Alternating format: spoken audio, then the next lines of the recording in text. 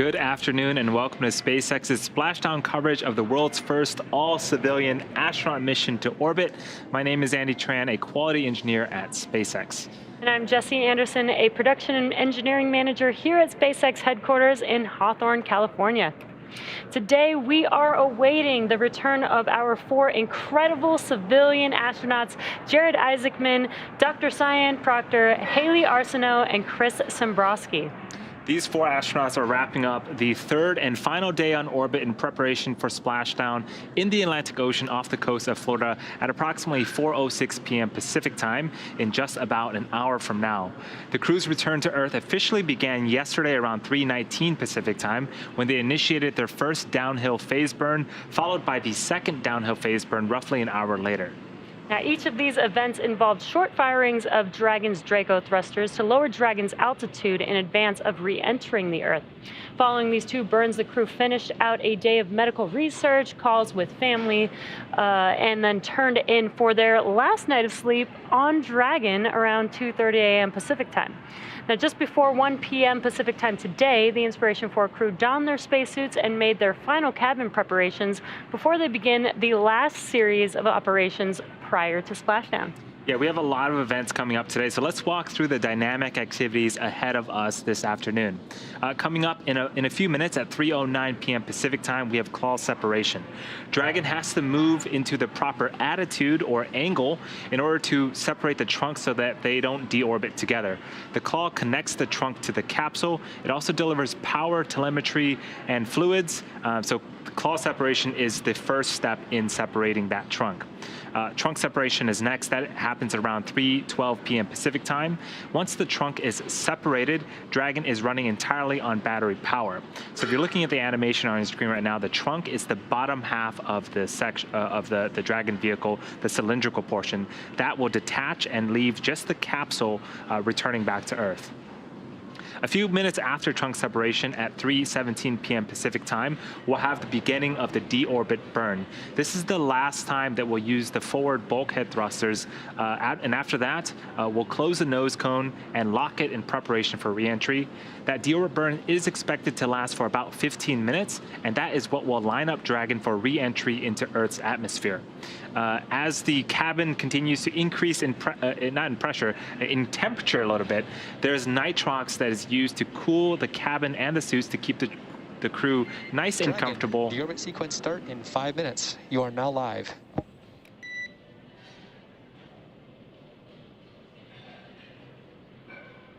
And copy that, SpaceX. We show the same. So what we heard was the crew operations and resource engineer, also known as the core, communicating to the crew on Dragon. We'll hear those throughout the cast today as Dragon continues to prepare for deorbit and eventual splashdown on Earth. But so as we begin the deorbit burn and Dragon begins to make its way back to the Earth's atmosphere, we do pump nitrogen and oxygen through the cabin to make sure that the astronauts are nice and cool. And then we will close the nose cone, and this will cover the forward hatch thrusters that we use in the deorbit burn. And it also protects the cupola during re-entry. And then during re-entry, we will have a known calm blackout period of time. This is an expected loss of communications with Dragon for about 7 minutes as Dragon passes back into the Earth's atmosphere. About 7 minutes later, we will regain that communication around 3:53 p.m. Pacific time, although the timing is not exact. A few minutes after we get communications back, we're going to start to deploy our parachutes. First up, we have the drogue parachutes, and on screen now is test footage of the drogue chutes and the main chutes, testing the parachute system, make sure that everything is good. And these have gone through numerous amounts of tests to make sure that they are safe for flight.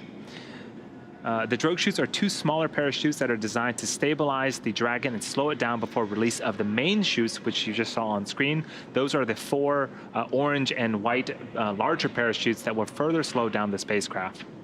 Over the course of the 3-minute descent, the drogue and mains work together to bring vehicle velocity down from 350 miles per hour to just 15 miles an hour, at which point we have splashdown. That's expected to occur right at 4:06 p.m. Pacific time. After we splash down, we have about an hour before the recovery crew and recovery team goes through their checklist of procedures before we can get the crew out of the capsule. So we do have a very exciting day ahead of us. Now, once it's time for our crew to deorbit and splash down back on Earth, they'll be heading to one of the targeted sites supported by SpaceX. Now, all of these sites are located off the coast of Florida, either in the Gulf of Mexico or the Atlantic Ocean. And spreading the supported sites across multiple locations helps to maximize the return opportunities for this mission and future crews, lowering the chance that we'll have to wave off due to bad weather. Now, since Dragon is capable of splashdown on either side of the Florida Panhandle, we have 2 identical and fully equipped recovery vessels ready to support, one in the Gulf of Mexico and the other in the Atlantic Ocean. And it looks like we also got a live view onboard Dragon with our Inspiration 4 crew. Yes, this is the over-the-shoulder view. On the left-hand side, that is the mission commander, Jared Isaacman, and to his right is the mission pilot, Dr. Cyan Proctor. So what they're interacting with are some LCD screens on Dragon that gives them a ton of information about the vehicle, about the mission profile, and they'll be tracking the Dragon vehicle all the way down to splashdown today. Yeah, and Dragon is flying autonomously, but they will be following along with each dynamic event that happens, so that they are aware of every event that does happen, as they're going to feel a lot of the things that are happening. Yeah, so we're expecting them to experience about 3 to 5 Gs on re-entry, and I believe, is he watching a movie? That is great. They're just relaxing, very nice and comfortable inside Dragon. Yeah, it looks like they're entertaining themselves on their flight back home, essentially. Yeah, so that tablet that's attached to Chris Zembroski's thigh also provides them with a ton of checklists throughout their duration of the mission. It also provides them with some entertainment as well, which Chris is enjoying. And I would be remiss to mention that Haley, who we got a brief shot of, she was sitting on the far right-hand side next to the window of Dragon. Haley Arsenault is the medical officer, and that will round out the Inspiration 4 crew. So in the lead up today, SpaceX selected primary and alternate splashdown locations off the coast of Florida. The selection process works with a lot Dragon, deorbit sequence start. And copy that, SpaceX. We show same. Cool, so we got the call from the core that the deorbit sequence is starting. Again, we're going to be starting off with the separation of the claw and then eventually the trunk. So again, you'll hear those beeps throughout the cast today. Those are Quindar tones, and effectively what those do is they help to clear the air to make sure that communication to and from the crew and ground are nice and clear. So Jesse and I will try to pause and make sure that you guys also are able to listen in to that as well. But I was mentioning the splashdown sites. So we have primary and alternate splashdown sites located off of the coast of Florida. The selection process works, and it takes into account a lot of different variables. And it looks at weather. It looks at wave height, wave period, visibility as well. Yeah, and you can see on your screen, this is the primary landing site. And it looked like the waters were pretty calm, so that's pretty great. Today, our primary landing site will get the crew back home with a splashdown at about 4:06 p.m. Pacific time today. And for return, we'll be looking at a number of weather items. Some of the obvious ones that we do take into account is that there's no rain or chance of lightning in the recovery zone, both for the safety of the crew inside the capsule, but also the recovery teams on the water. We're also looking for wind speeds less than 15 feet per second or about 10 miles per hour, relatively calm seas so that we can safely execute recovery operations, which includes landing a helicopter on the recovery ship to fly Jared, Haley, Cyan, and Chris back to Florida. Yeah, and if you've been following along since Wednesday, we had mentioned that for this particular mission, weather was of particular importance. The Inspiration 4 crew did not go for an extended duration to the International Space Station. They were orbiting the Earth for the duration of their mission, so we had to make sure that weather was good on ascent at liftoff and also for splashdown today. But as Jesse mentioned, looks like we have some pretty good visibility. The waves are not choppy, and so things are looking great for an on-time splashdown later on today. And for these operations, SpaceX closely coordinates with the United States Coast Guard to establish a safety zone to ensure public safety and for the safety of those involved in the recovery operations, as well as the crew on board the returning spacecraft. Multiple notices are issued to the mariners in advance and during recovery operations, and Coast Guard patrol boats are deployed to discourage boaters from entering the splashdown zones. Now, we want to stress to the public the need to respect this safety zone. Recovering a spacecraft from the water is a hazardous operation, and any other boats interfering increases risk to the astronauts in the capsule, the teams working to recover them from the water, and the safety of those that come too close. So for the safety of our crew and for your safety, we recommend that you sit back and watch as we'll be bringing you the best possible views of our astronauts' homecoming. Dragon, nominal trunk jettison.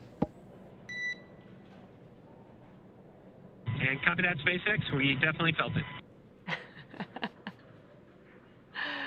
So it looks like we had successful call separation. Again, that detaches the umbilical that routes power and fluids from the trunk to Dragon.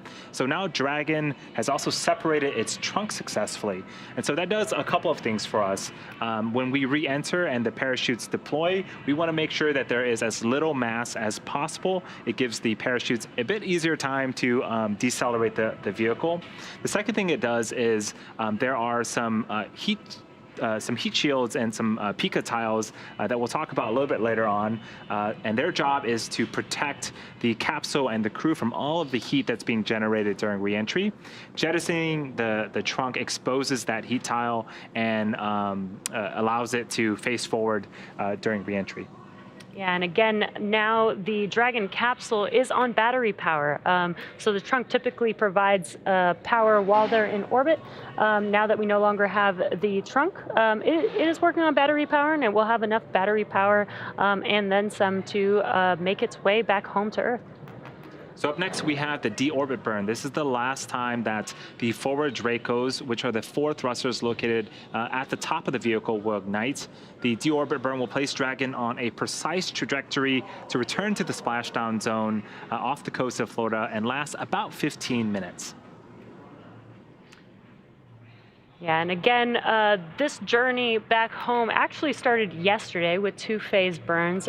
Those 2 phase burns, as you may know, the crew made their way all the way out to 575 kilometers away from Earth. I think the furthest they went was 590 kilometers during their mission. But the two phase burns yesterday did bring them back down to approximately 365 kilometers.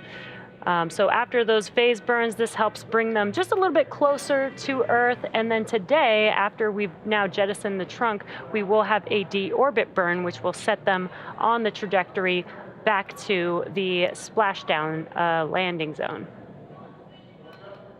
Yeah, so we are expecting that deorbit burn to begin in about 3 minutes. Again, it is going to last for about 15 minutes. And as Jesse mentioned, that is sort of the final burn before Dragon begins to reduce its altitude, get away from that orbital velocity of 17,500 miles an hour, and start to make its way to its splashdown zone off the coast of Florida.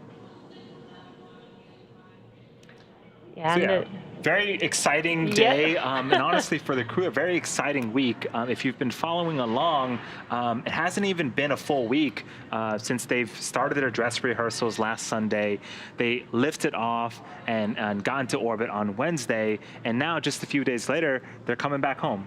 Yeah, and this has been such an incredible mission. Again, this mission was to help fundraise money for St. Jude. Their mission was to try and raise $200 million for St. Jude Children's Research Hospital.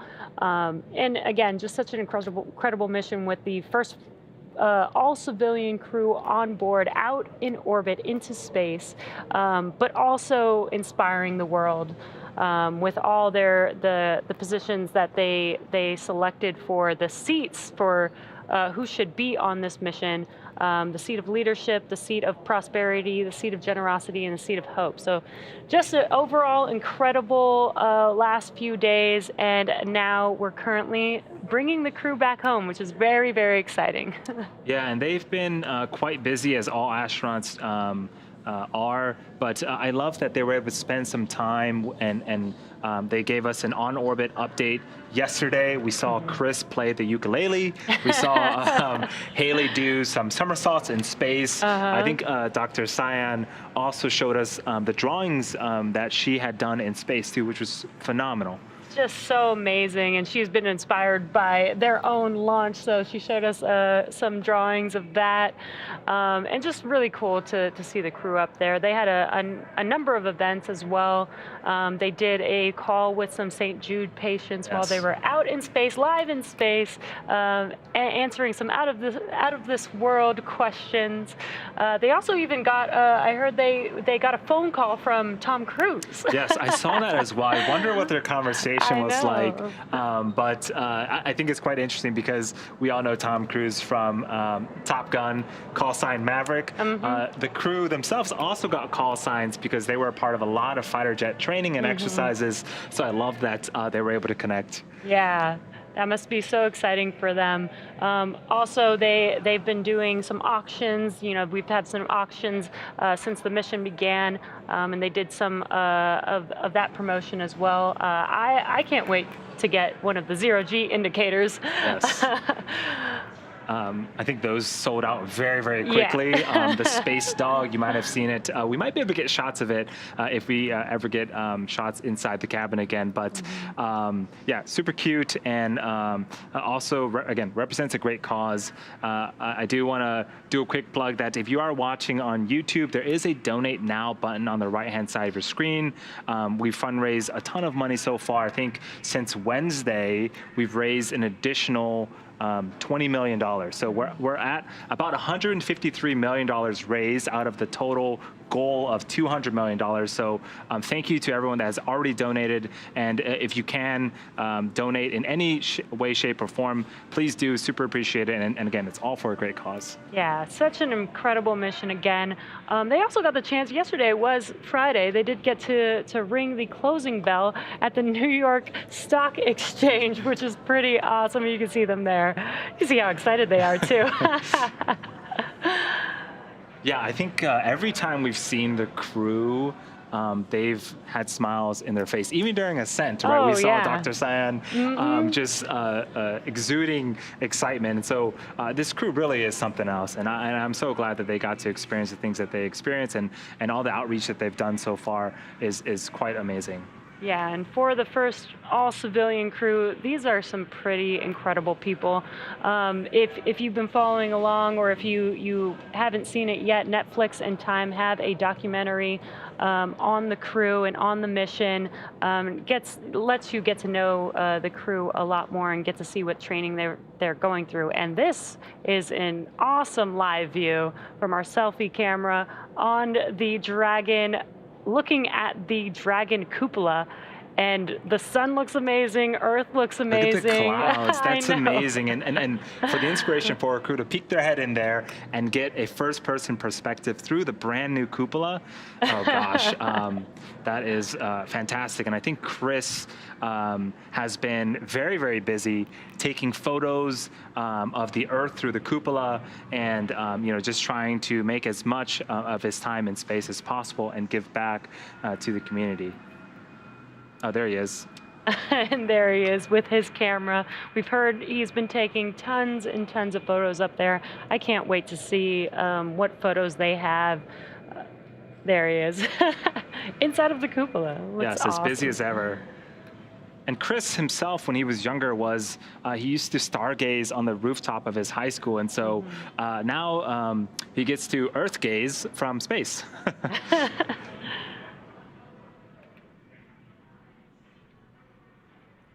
So we are getting confirmation that the deorbit burn has already begun. We're well into it. Again, it's going to last for about 15 minutes and end approximately at 3:32 p.m. Pacific time. Yeah, and again, in the last 10 minutes or so, we've had a number of events during this deorbit sequence.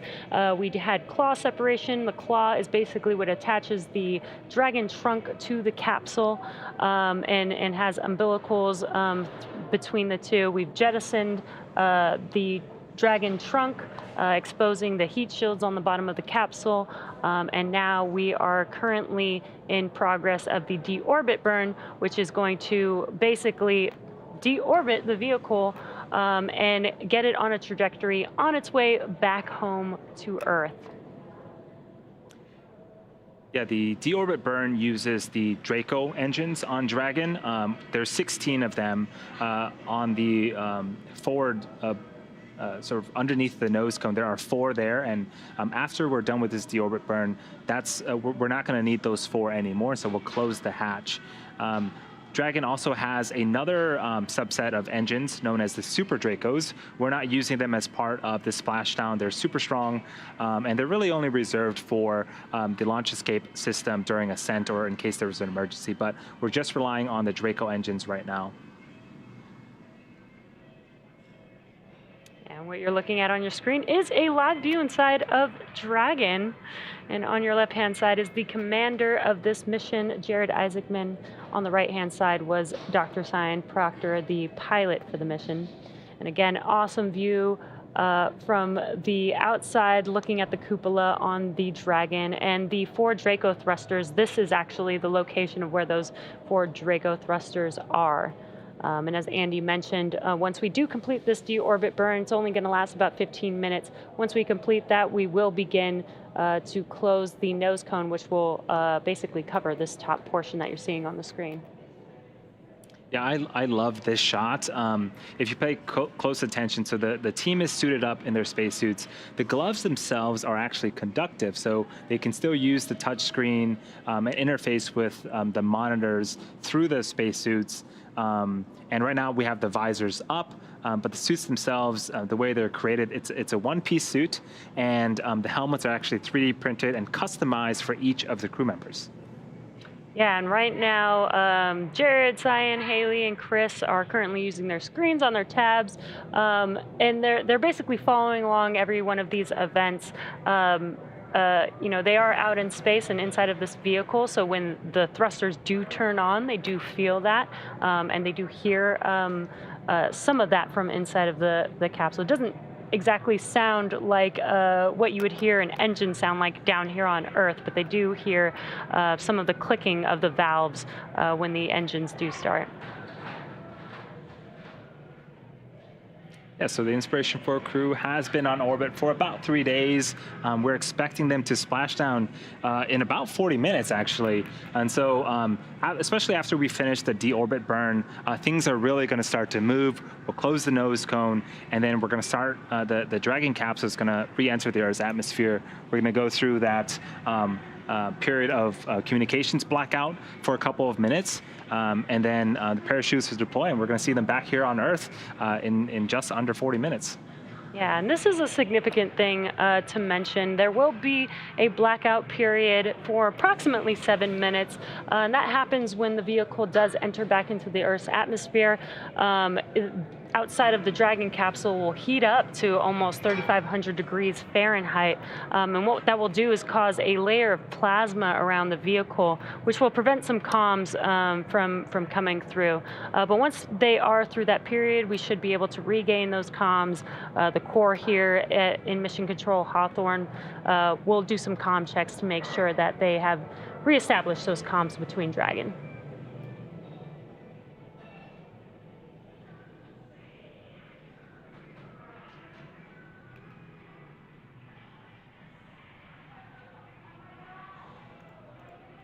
So if you are just joining us, we are part of the Inspiration 4 mission for splashdown. The team is targeted to splashdown off the coast of Florida at approximately 4:06 p.m. Pacific time. Right now, we are in the middle of our deorbit burn. So this is the final burn before the Dragon spacecraft really is on its final trajectory towards that targeted landing site. 9 minutes.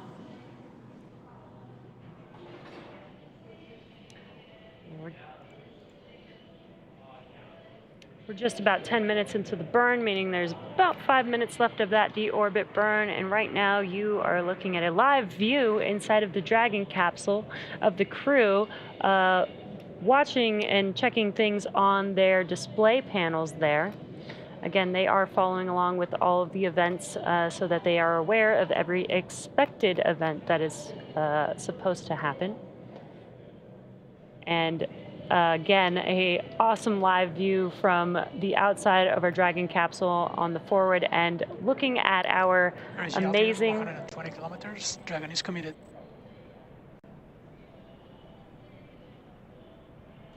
We just heard some comms that Dragon is committed. What that means is that they are committed to return back to Earth. Yes, they are. They are coming back, which is super exciting. 5 remaining.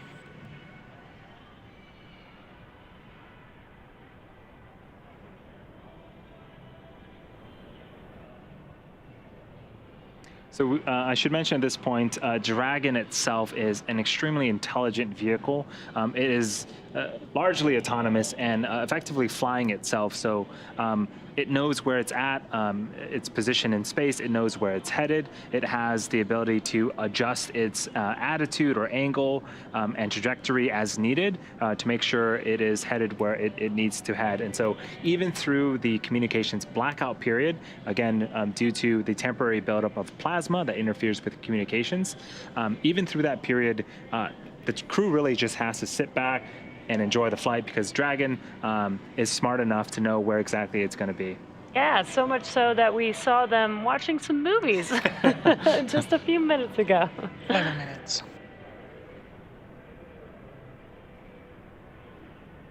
You are hearing on the comms just some status updates of that deorbit burn. Again, this deorbit burn lasts about 15 minutes long, and we're getting close to completion here.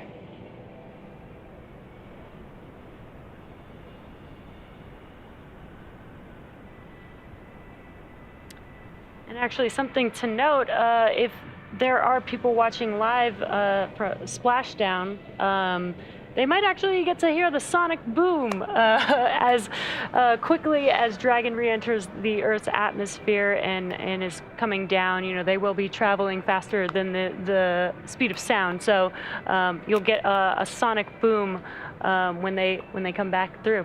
Yeah, I think that the folks that are nearby or live close enough to the coast, they might even be able to see Dragon. It is a daytime splashdown, which is super exciting.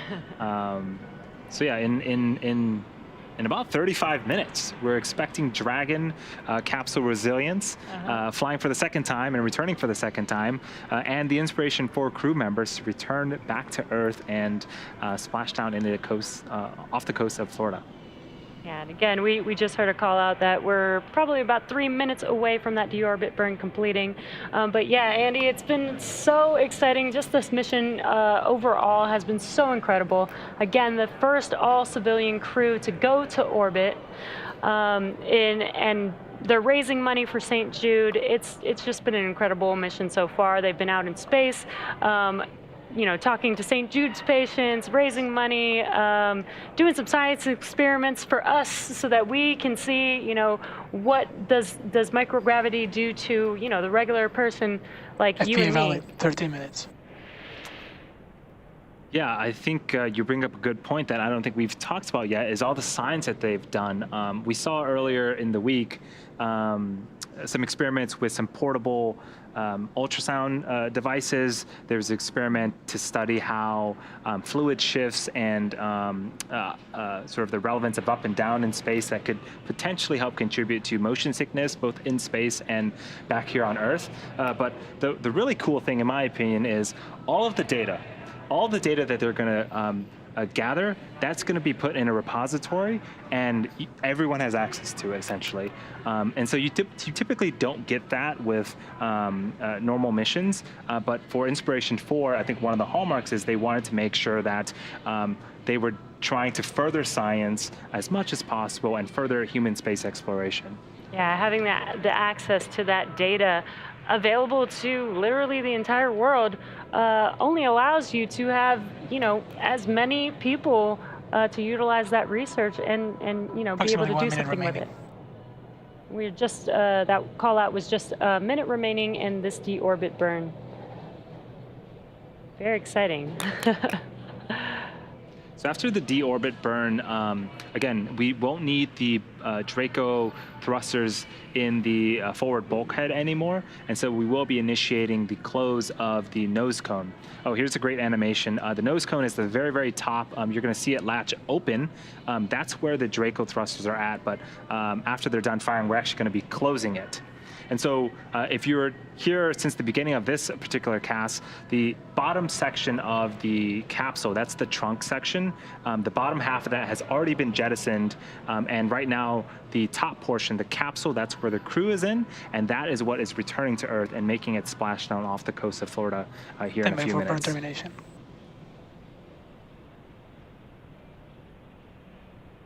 Burn stop. Nominal burn. Good targeting. Dragon, deorbit burn complete, performance nominal. Nose cone closure is initiated.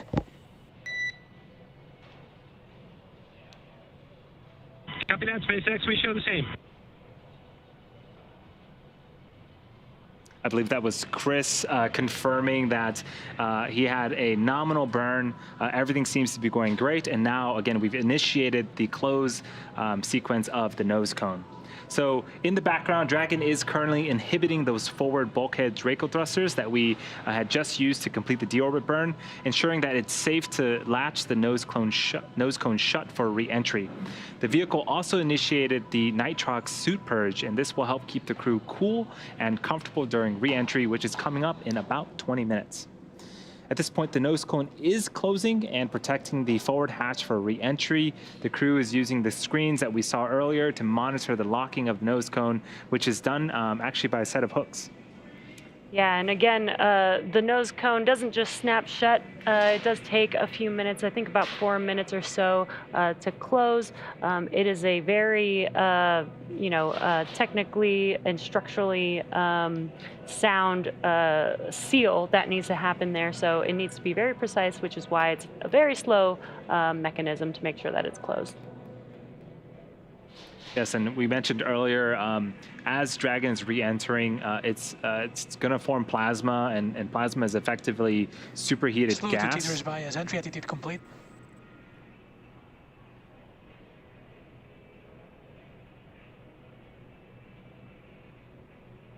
So that call out was for the slew being complete. So the slew is effectively maneuvering. And so we want to position Dragon and orient it a certain way before it starts to re-enter the Earth's atmosphere. So that looks like it's going well. But I mentioned a little bit about the temperature buildup around the heat shield and Dragon. So we initiate a nitrox purge in both the cabin and the suits to keep the environment inside Dragon nice and cool. The suits themselves will automatically detect if temperatures go above 85 degrees Fahrenheit, and if it does, we'll just purge them with effectively air. It's the same sort of air that you would see in a scuba tank, and that keeps the astronauts nice and comfortable for their journey back to Earth. It's basically their own personal AC system. And as we mentioned, we are coming up on the blackout period, which is about 10 minutes or so from now, or 10 minutes after nose cone closure. And during that event, the capsule, the exterior of the capsule will get to approximately 3,500 degrees Fahrenheit. So as Andy mentioned, it is extremely important to keep the cabin cool, to keep the astronauts cool during this event. But Dragon was designed for this, so they shouldn't have any problems with 3,500 degrees Fahrenheit. Yeah, we've got some really cool material on the bottom. It's actually called Pika 3.0, and its job is basically to deflect and take on all of that heat and make sure that we keep the capsule and crew nice and cool again for their re-entry. If you're looking on screen right now, there is a capsule, Dragon capsule in the background. You can see at the very bottom the tiling of that Pika material. That is a returned capsule. So it's been through the Earth's atmosphere. It's taken on that 3,500 degrees Fahrenheit heat, and that's what we expect the capsule today to also look like upon re-entry. Yeah, and this is a flown Dragon capsule. So while the spacecraft is in orbit, it's flying at about 17,500 miles per hour. But as it comes back through the atmosphere, we actually don't, there's no brakes on Dragon aside from the heat shield. And so that heat shield actually, with the atmosphere, helps to slow the vehicle down to about 350 miles per hour before the drogues even deploy. Yeah, it's quite incredible to think about that. Orbital velocity, again, 17,500 miles an hour, being slowed down to just 350 miles an hour with just atmospheric drag alone. Is incredible. And then from there we deploy the chutes. And so most of the job, thank you to Earth's atmosphere for slowing down Dragon, most of it is done by the friction up there. So we are waiting on the next event, which is we're going to be waiting on confirmation that the nose cone has been closed, and then we're going to be entering that blackout portion, the communications blackout period, a few minutes later. It is expected to last for about 7 minutes, and what I would expect to hear is we heard those Quindar tones, those beeps from crew to core and core to crew. Expect those to start to pop up again as we're coming out of that blackout period. We want to make sure that we reestablish communication with the crew. Yeah, and actually, before we go into the blackout period, we should hear some comms as well. Again, the core here in Hawthorne, Mission Control Hawthorne, communicates with the team, makes sure that they know which event is coming up next so that they know what to expect. And so we should be hearing some of that confirmation that they will be going into the blackout period, as well as some confirmation and some comms when they exit that period. altitude.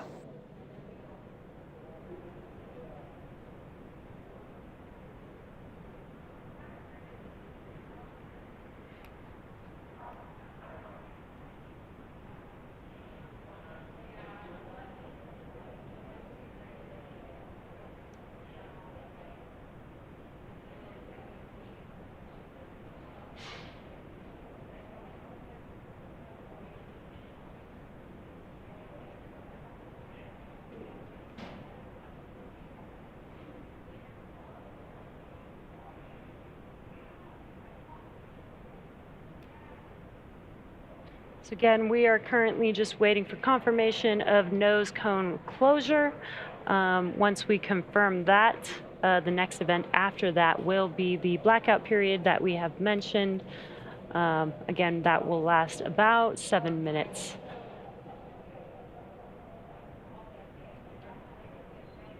What you're seeing on your screen right now is Mission Control Hawthorne here at SpaceX headquarters. Looks like you can see Gwen Shotwell sitting in the front row there, watching as our first all-civilian crew, the Inspiration 4 crew, returns back home to Earth.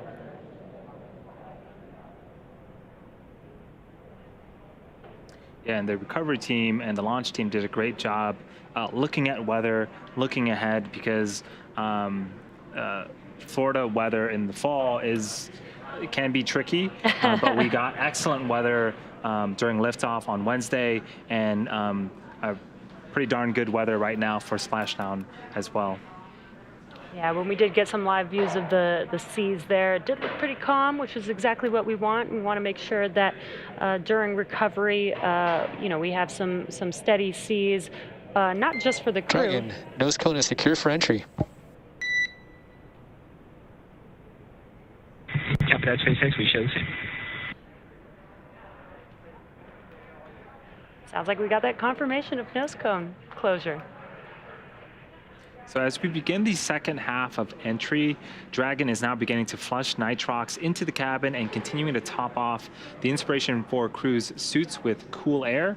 Again, this is what will allow the cabin temperature to remain comfortable, while external temperatures can reach upwards of 3,500 degrees Fahrenheit. Again, the heat shield is pointing forward. That's the leading structure that is going to be heading into re-entry, and that's going to be what leads the capsule to the landing site.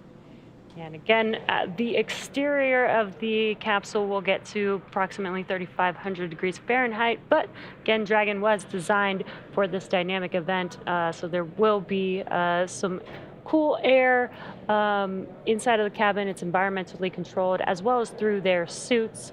They do have their personal air conditioning inside of their suits, where they will get a flow of nitrox. And as Andy mentioned earlier, there are sensors in the suits, so they don't even have to think about if they're getting too hot or not. The suits will just automatically keep the environment controlled inside of their suits for them. Okay, this is a great view of the suit. First off, looking super slick and super cool, but it is essentially a mini spacecraft. There's an umbilical from the leg portion that will hook up to Dragon, and that will route communications and electronics, as well as, again, routing the air needed to keep the suit pressurized in case of a depressurization event, or if they need to be purged with cool air, it can do that as well. Yeah, and some of the cool manufacturing features, the helmet is 3D printed. The material of the exterior of the suit is heat resistant, as well as the gloves are designed, they're conductive, so that they're designed to be able to use them on the touchscreen.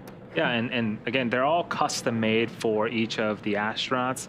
The chairs themselves are also custom fitted. There are a couple of different sizes, and the armrests can be adjusted for the astronauts' preference. And so, we want to make sure, again, the crew is as comfortable and as safe as possible for landing.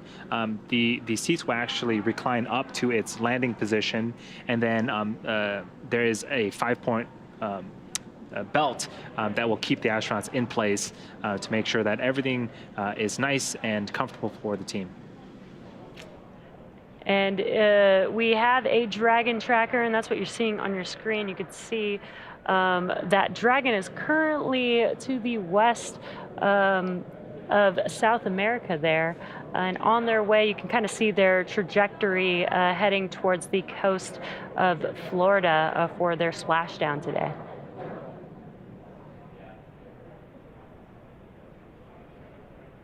So we are expecting to enter that that blackout period in about 2 minutes here. We should hear the core communicate to the team here in a couple of minutes that we are again entering that blackout period, and then we'll reestablish communication once we're through with that.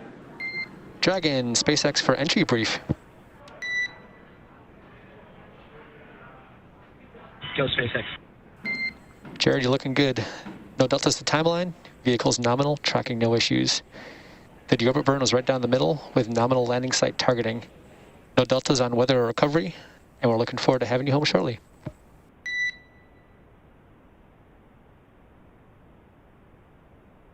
And copy that, SpaceX. Good deorbit burn. Vehicle's healthy. Recovery forces are there. Weather's looking good. See you guys soon. Good read back.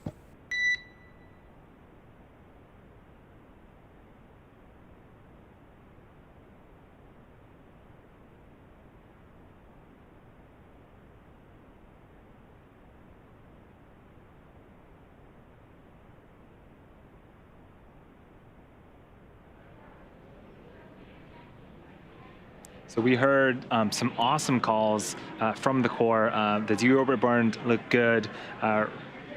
Re-entry and weather all looked good.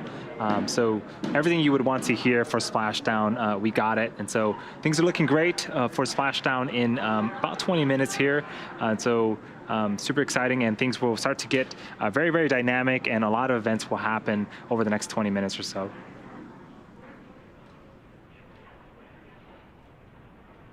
So at this point, we are entering here shortly a communications blackout period, which lasts approximately 7 minutes due to plasma formation around the spacecraft. During this time, no vehicle telemetry is received by mission control or the recovery team, and no external commanding of the vehicle or voice communication is possible. As a reminder, though, Dragon is designed to fly itself and continues to autonomously. 200 altitude.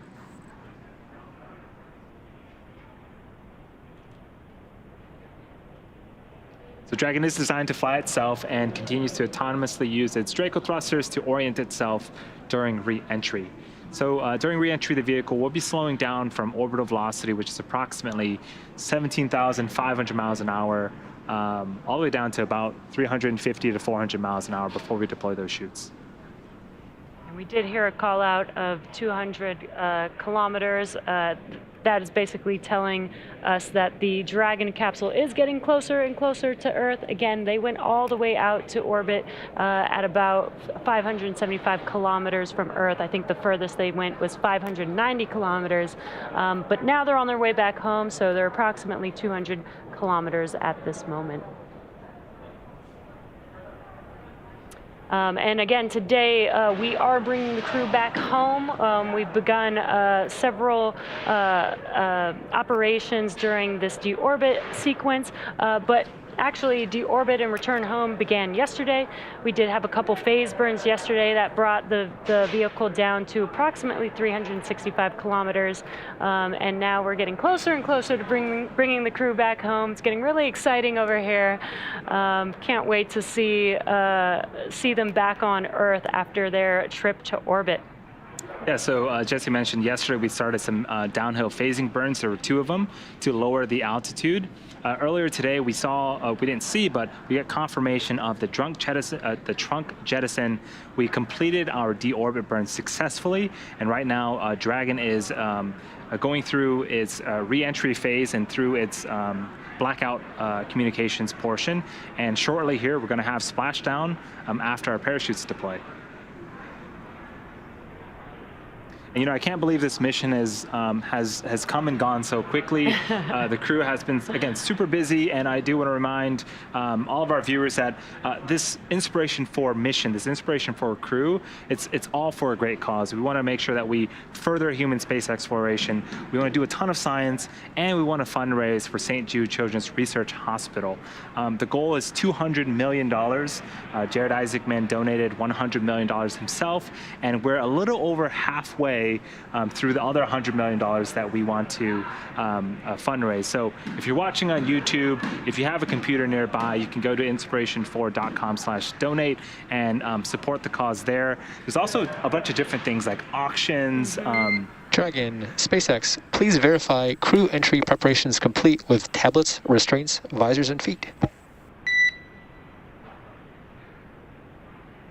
And copy that, SpaceX. We were just waiting a little bit longer, but we'll do it right now.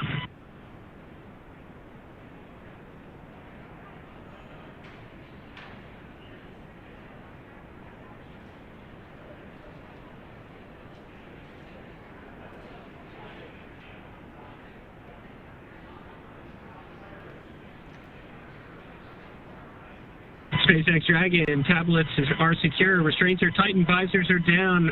We are ready to come home. We copy all, Dragon. Approximately 4 minutes, 30 seconds until comm blackout. We'll see you on the other side at 2300. Talk to you at 2300.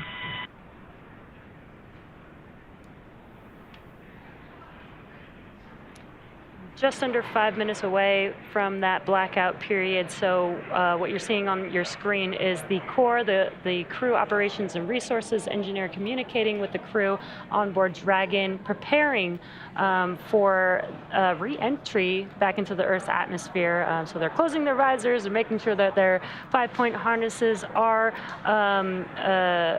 secure, basically doing all their preparations for that re-entry.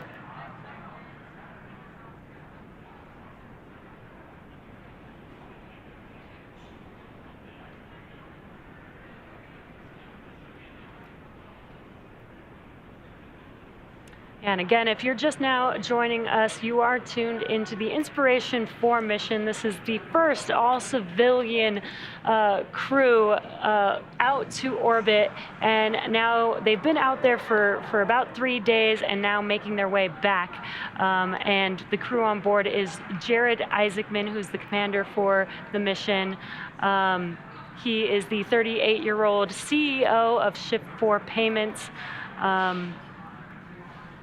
He has been a fighter pilot for many, many years. He's flown in over 100 air shows, and always does a fundraiser or a charity event with every one of his air shows. And he's doing the same thing with this mission, which is pretty incredible. Up next, we have Haley Arsenault. She's 29 years old, and she is actually the youngest American to fly in space ever. She's also the first. Slowing away from its teeters by his attitude. Continuing to get great calls. Haley is also the first in space with a prosthetic. She is a pediatric cancer survivor and also a physician assistant at St. Jude Children's Research Hospital, same place that saved her life when she was 10 years old. Got Dr. Cyan Proctor on board, making her way back home with the crew. She is the 51-year-old mission pilot for this mission. She's from Tempe, Arizona, and she holds the seat of prosperity. She actually was awarded this seat for.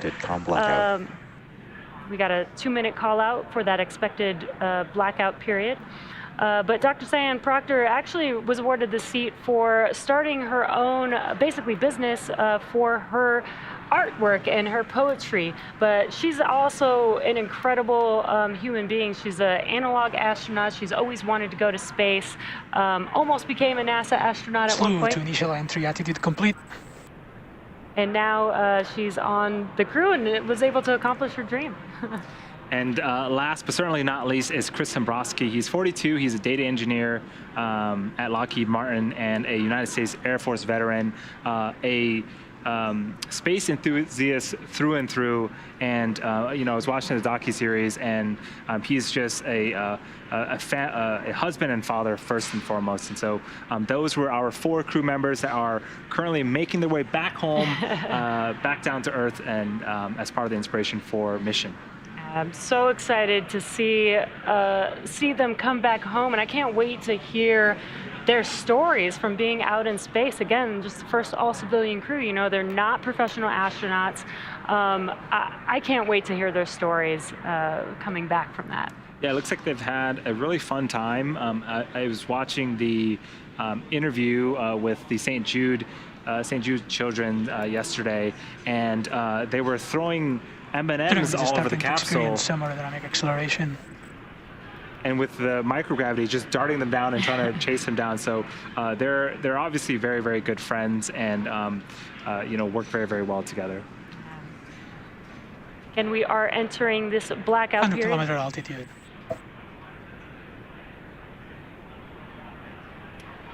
We are entering this blackout period that we have mentioned. Again, it is an expected period of time where the vehicle is re-entering back into the Earth's atmosphere. That generates a lot of heat, about up to 3,500 degrees Fahrenheit, which causes a plasma layer to form around the vehicle. So we do lose comms with the crew. They've already done their pre-blackout period operations, making sure that their visors are closed, they're strapped in, and they're ready to re-enter back into the Earth's atmosphere. And so we do expect to regain comms about 7 minutes after they've entered the blackout period.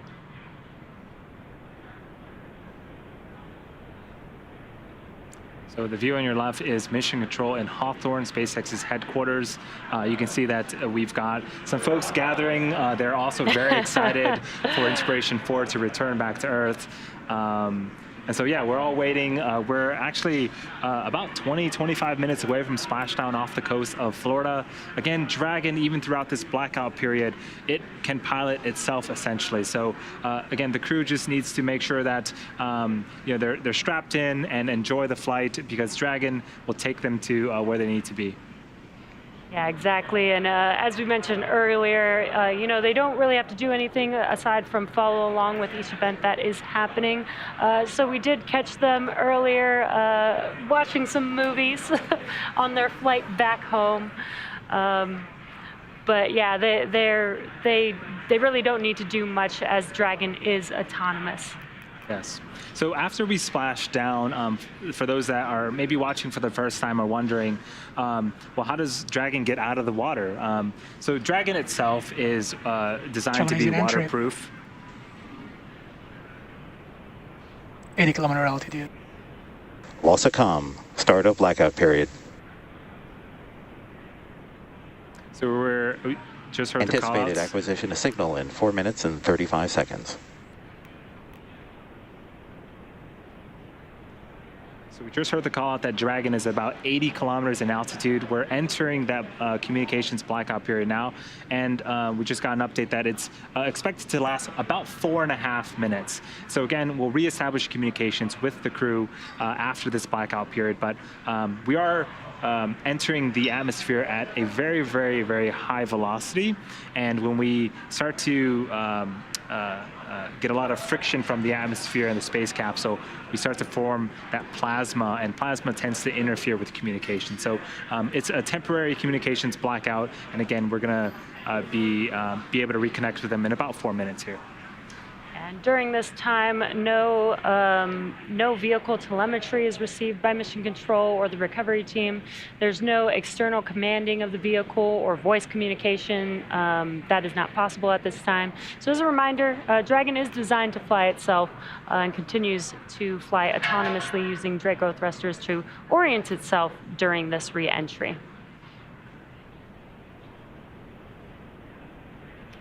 Now, during this re-entry, the vehicle will be slowing down the orbital velocity from 17,500 miles per hour, and the use of just the atmosphere will bring the vehicle down to about 350 miles per hour before we even deploy the drogue chutes.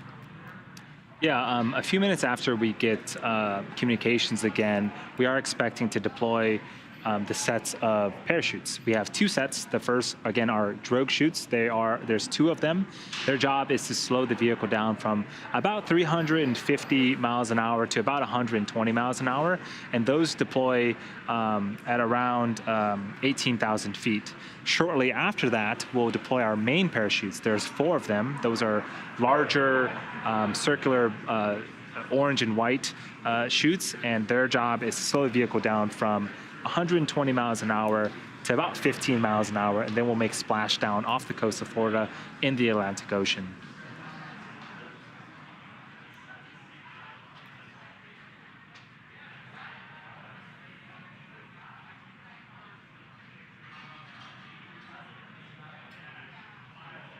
So yeah, Dragon is, again, flying itself.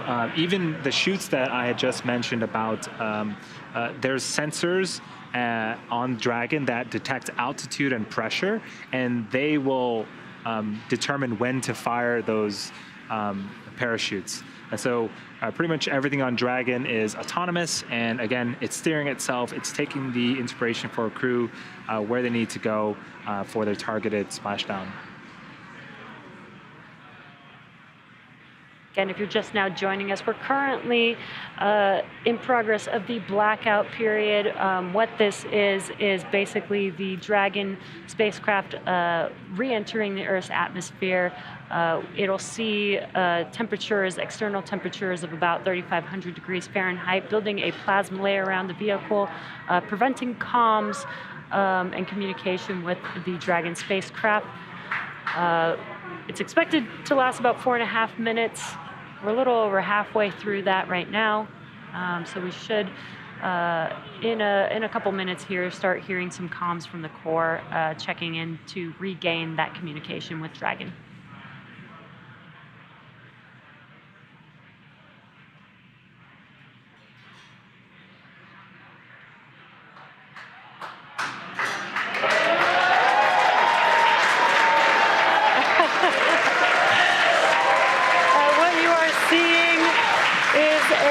From our thermal camera, seeing Dragon coming back down to Earth right there.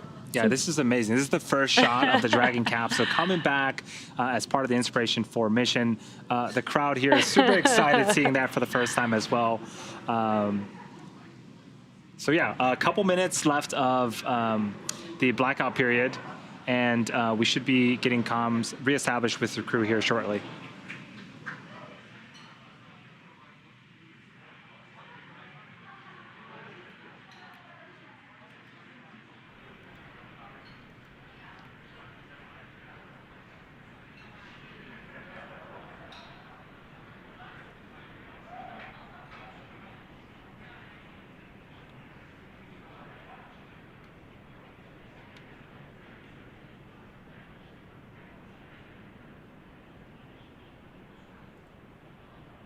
What you're seeing on your screen right now is on the left-hand side. That is Mission Control Hawthorne. Dragon, GPS converged. Expect nominal altitude for drogue chute deploy.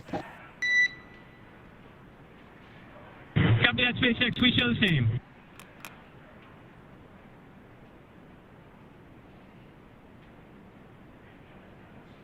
And those comms confirm that we have regained comms with Dragon, and they're getting ready for drogue deploy here shortly. Yeah, I love these tracking shots.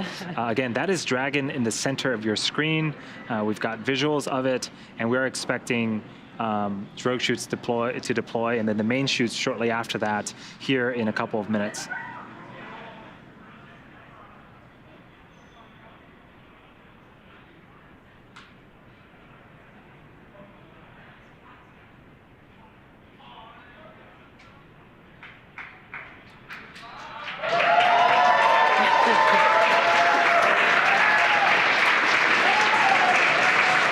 Again, a lot of excitement for Inspiration 4 crew's return, waiting on drogue chute deploy. That happens at about 18,000 feet. Dragon, brace for drogue window.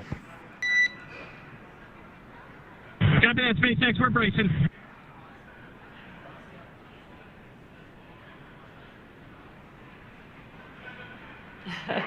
On re-entry, the team's experiencing about 3 to 5 Gs.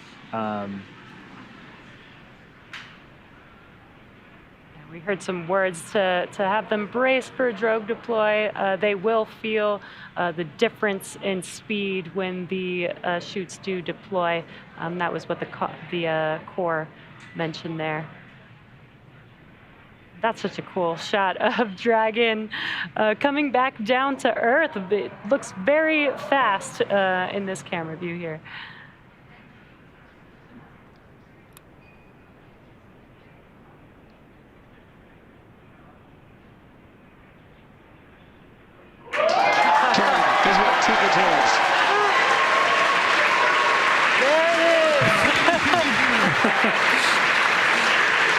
Steering 2 good drones. Yeah, so this is a really... This is a great shot of Dragon looking up at the drogue chutes. A lot of communication going back and forth between the crew and ground station, but the drogue's job is to slow the vehicle down from about 350 miles an hour to 120. We are expecting the main chutes for these to cut off and the main chutes to come shortly after this.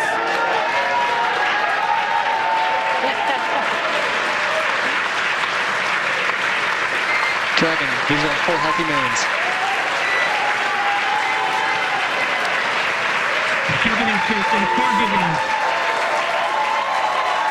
Dragon, descent right nominal. You have visual from the Cubby forces.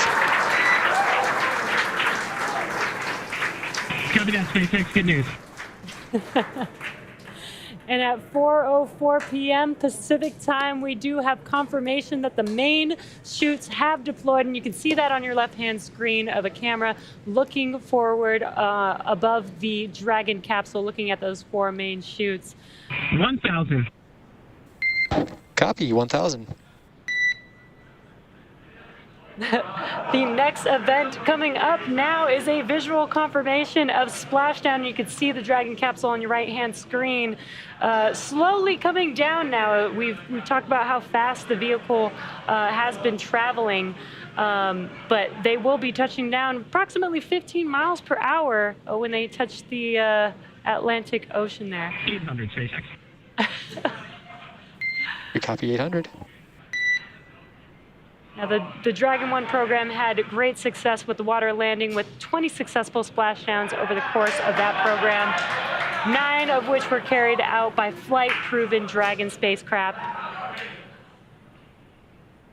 And this is a great shot. Dragon continuing to descend back towards Earth, again targeting a landing, a splashdown off the coast of Florida in the Atlantic Ocean. Copy 600.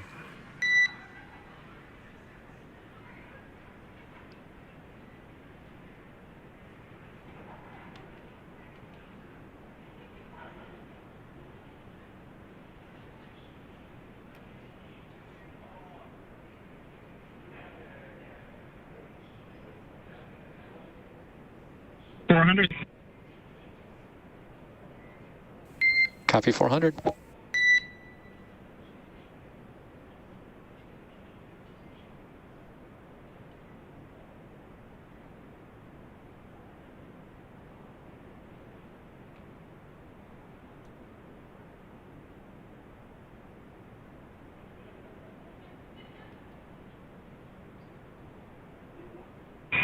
We're bracing. We copy 200.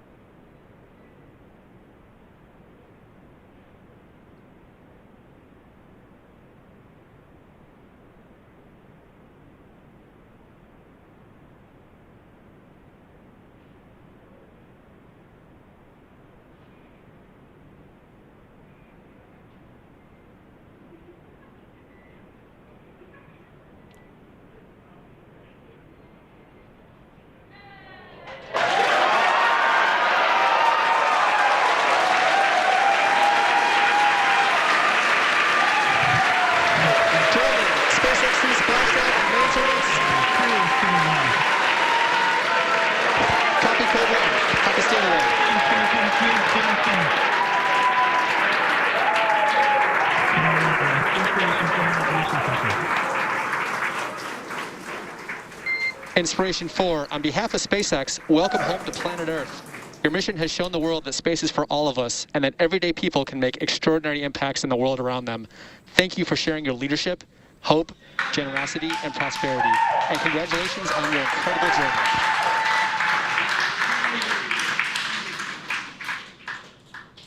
Thanks so much, SpaceX. It was a heck of a ride for us. It's just getting started. Copy, just getting started.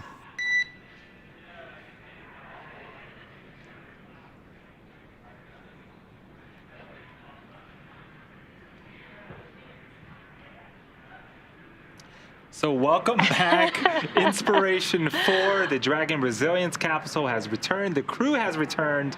What a phenomenal, phenomenal visual that we got. And I love that Jared said, we're just getting started. Right. This is the beginning of their journey, of the next steps to the new era in human spaceflight. And just, you know, what an incredible mission. What an amazing view watching them touch down and splash down into the Atlantic Ocean. You could hear the crowd here so excited to welcome the crew back home. Yes. So we do have a couple of events that need to happen first before we can start to get the crew out of the capsule. So you can see some boats headed towards Dragon. And you know, the first job is to make sure that the area around Dragon is safe to approach, and then we'll go in there, start rigging the Dragon up to be able to hoist later on onto our main recovery vessel. So we also heard that Jared had given us the confirmation of stable 1. What that means is Dragon has splashdown and is upright. There's also a stable 2. Dragon can actually be upside down or sideways. It is waterproof and has systems where it can pump seawater into some bladders to help keep it upright. So again, stable 1 is the best possible scenario that we can achieve, and that's what we see on screen right now. And just something to note, there are going to be a few operations that happen before the crew can get out of the capsule, so they will be strapped into their seats, remain strapped into their seats throughout these operations until, basically until hatch open, once we have the Dragon capsule on board the recovery vessel. So we do have some events coming up next. The fast boats will be approaching the Dragon capsule. They'll be doing some inspections to make sure that it is safe before we begin operations to lift Dragon out of the water onto the recovery vessel. Dragon, SpaceX's go for recovery personnel to approach. Expect personnel alongside in 1 minute. And copy that, SpaceX. We're looking forward to seeing you.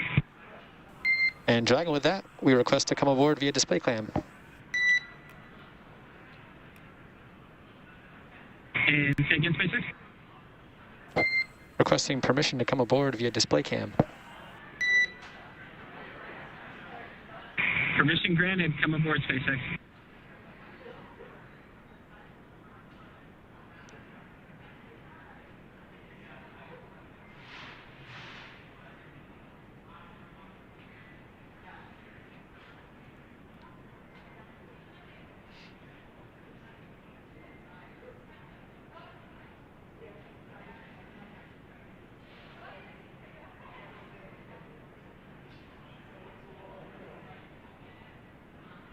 Now what you're seeing on your screen is the recovery team approaching Dragon. Again, they will be starting to do some inspections. They'll do some ordnance and hypergol checks just to make sure that the vehicle is safe before they begin rigging Dragon to bring the vehicle onto the recovery vessel.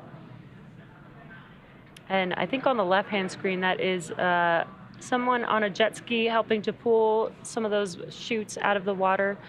They did automatically detach from Dragon once the vehicle splashed down. So now they are removing them from the water. Yeah, it is super important that we cut those main parachutes. We don't want any type of wind or even the water to pull or drag the Dragon capsule. But when we did see Dragon splash down, we also saw really good visuals of the mains being cut as well. There is boat and personnel that are going to go out there and collect those chutes as part of the recovery operation. We are expecting about an hour from splashdown until we can get the crew outside of the capsule. Again, we're going through a series of safety checks and some other operations to get Dragon hoisted, rigged up, and lifted up onto the main recovery vessel before we can open that side hatch and get the crew out.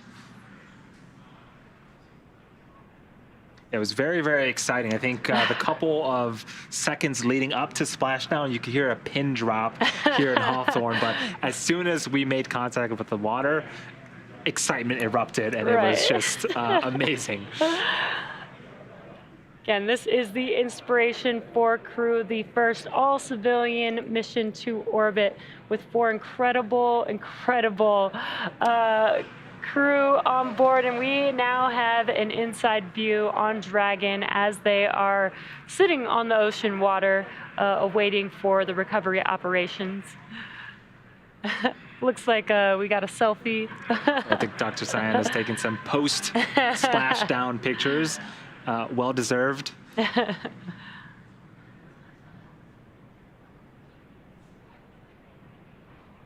And again, this is standard procedure. We do have some crew climbing on board Dragon. They're performing some inspections, just making sure that the vehicle is safe prior to the next Dragon steps. SpaceX, hypergol sweeps and ordnance checks are nominal. Rigging is in progress. Approximately 5 minutes until capsule lift. Stand by for PMC.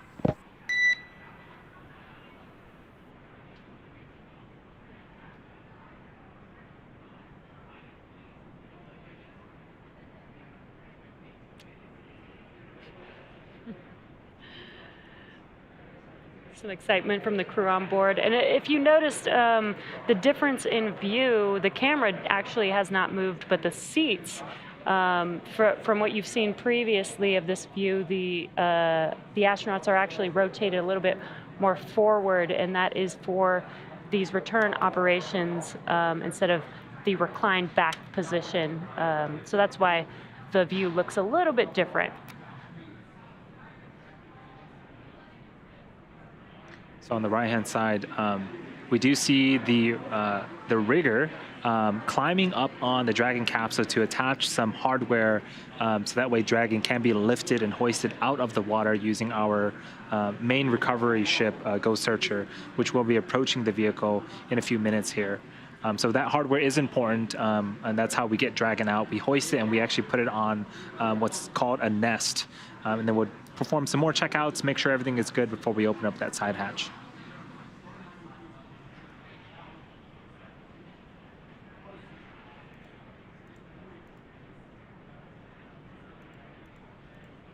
You can see one of the techs climbing on board. Crew is the Dragon capsule's exterior. They do train for this event. They do go through a lot of training to make sure that they are qualified to perform these operations.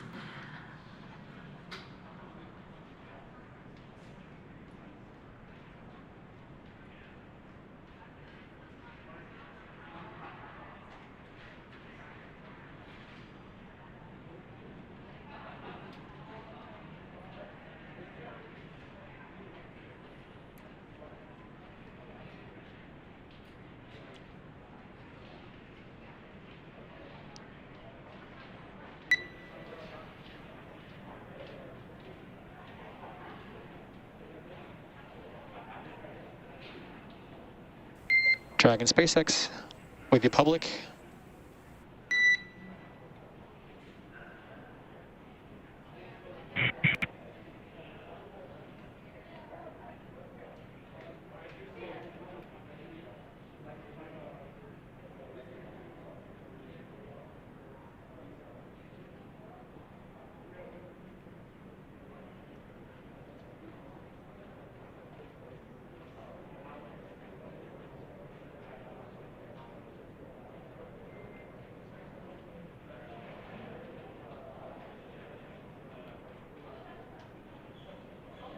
If you're just now joining us, you are tuned into the Inspiration 4 mission. The all-civilian crew has now returned back to Earth. What you're seeing on your right-hand screen are recovery operations currently in progress. The crew has already done their safety check to make sure that the vehicle was okay to approach, and now they have begun some rigging operations. They're installing some of the rigging hardware that they need to be able to lift the capsule out of the water onto the recovery vessel. And on your left-hand screen is the live view inside of Dragon of the crew. And it's just been such an incredible mission so far. Like, they lifted off on Wednesday, expected to be in space for about 3 days. They were able to perform some science experiments. They were able to do some charity events, talk to, again, this mission was all for a fundraiser for St. Jude Children's Research Hospital. So they got to talk to some St. Jude patients live while in space and doing backflips. Yeah, and to think that this crew really formed about 6 months ago, and we cannot stress that this is the first all-civilian crew. Their day job is not being an astronaut. They were trained in the same simulations and same manuals that previous Dragon crew members were trained in, and they got together, threw together this amazing mission. Again, providing fundraising capabilities for St. Jude Children's Research Hospital. They gave us a live on-orbit event yesterday.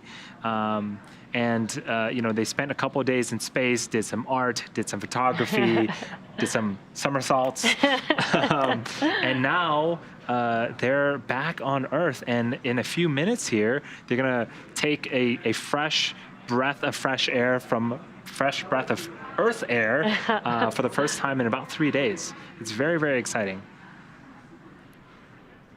Yeah, I cannot wait to hear the stories that they have to tell us. You know, we did get some of those live events, but they were out there for 3 days. That's quite a bit of time being out in microgravity in a spacecraft.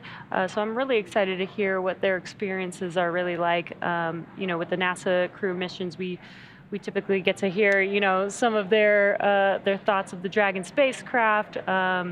Would love to hear more from, you know, just a all civilian crew this time around, not professional astronauts.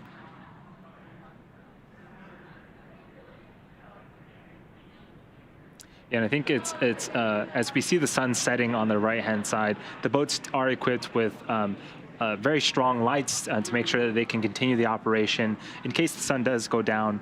But one thing I do want to reiterate is weather and how great that's been for us. We had a phenomenal day in terms of weather Wednesday during ascent, and on return, you can look at the ocean now, and it's not choppy. There's no waves essentially. It's basically like pool water, and so the Dragon capsule is there. It's floating there now because it's not, you know, choppy.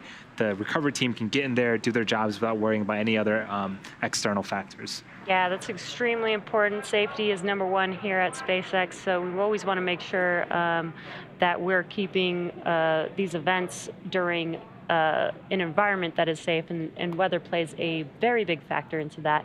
And not just for the crew on board Dragon, but the recovery team there, which you've been currently seeing climbing on Dragon, you know, installing the rigging. They're on boats, so it's really important to make sure that the weather conditions are accommodating to these operations.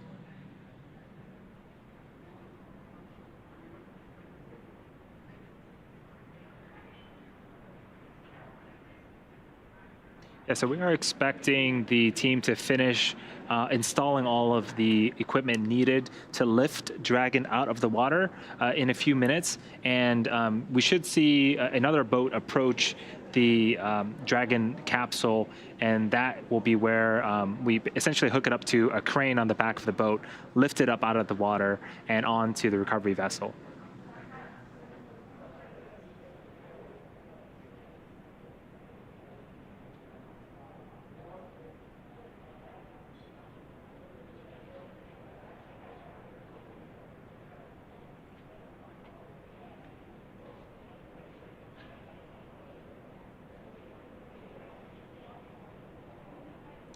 The Dragon vehicle is looking nice and toasty. I think if we had daytime shots, it would look essentially like a marshmallow. Again, when it's re-entering the Earth, it can get quite hot on the exterior, and the Pika material is doing its job and absorbing the brunt of that heat. But there's a side hatch. I mean, that's where the crew is going to egress out of. That side hatch was sealed 3 days ago, and it hasn't been opened since. And so, you know, typically, you know, missions with crew go to the International Space Station. The crew will ingress and egress out of that top hatch that you see there. But because we weren't going to the International Space Station for this mission, we installed that super cool cupola, and that hatch is going to stay closed. But the team will be exiting out of the side hatch in a few minutes here.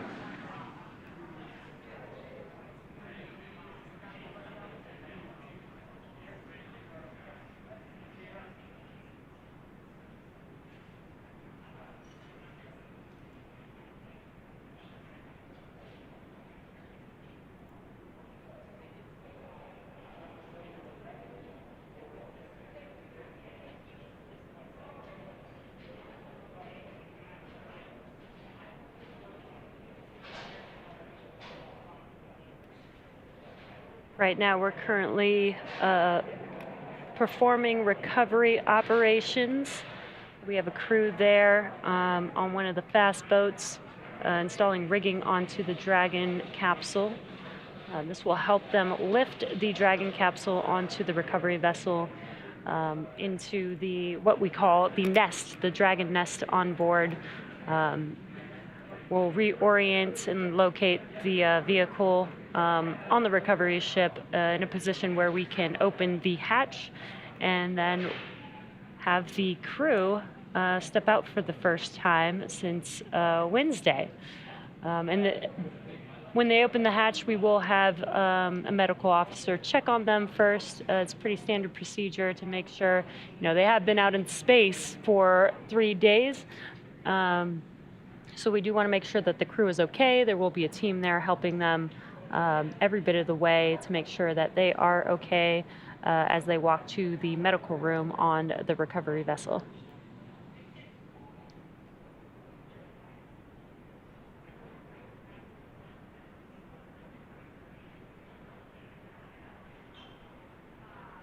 What you're seeing right now on your screen on the left-hand side is a live view inside of Dragon, a view from behind the displays. On your left-hand side there, that is Commander Jared Isaacman, and to his right is Dr. Cyan Proctor, who was the pilot for this mission. They're now back down on Earth. What an amazing homecoming day for this crew. Such an exciting mission. So after landing, to recap the events, it took about 10 minutes for the recovery crew to complete their safety checks. And then once they completed that, the team began to prepare Dragon to be lifted onto the recovery vessel. As part of the preparation for this lift, one member of the recovery team that we saw on screen climbed on top of the capsule, so that way they can attach Dragon's hoist rings and connect the lifting lines. Again, we are estimating about an hour after splashdown until we are able to raise Dragon up and out of the water onto the recovery boat and remove the crew from the spacecraft. And then, Jesse, you just mentioned, after medical checkouts, the crew will return to the Cape by helicopter and be rejoined by their friends and family.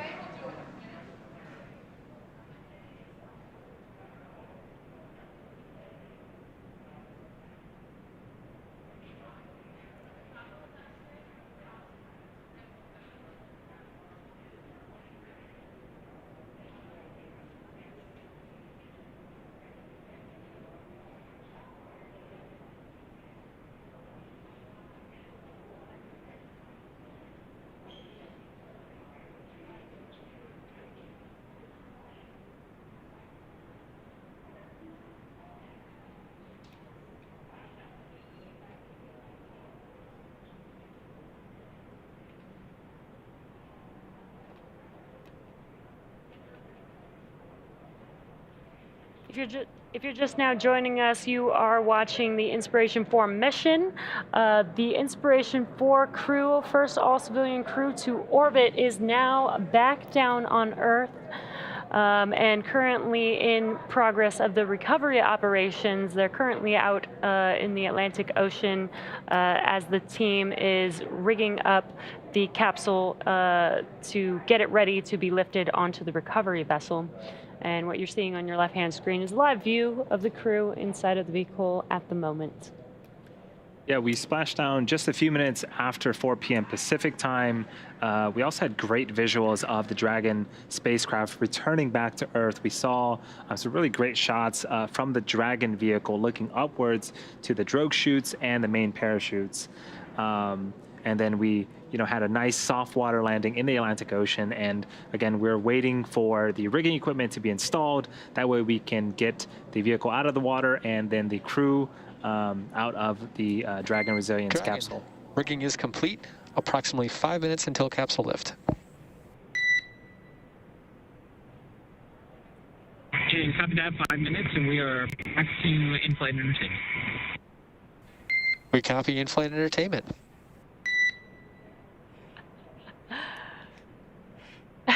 The crew is having a great time with in-flight entertainment. So yeah, it looks like they're all in great spirits. We have a really cool shot on the right-hand side of the screen. That is the back of Ghost Searcher, the main recovery vessel. Dragon is in the background, as well as some other supporting recovery vessel ships as well. Yeah, this is, again, pretty incredible to see where we are today with this mission, first all-civilian crew. And ironically, it's so much like they just went and flew on an airplane as they're watching movies, waiting to, you know, deboard Yes. the spacecraft.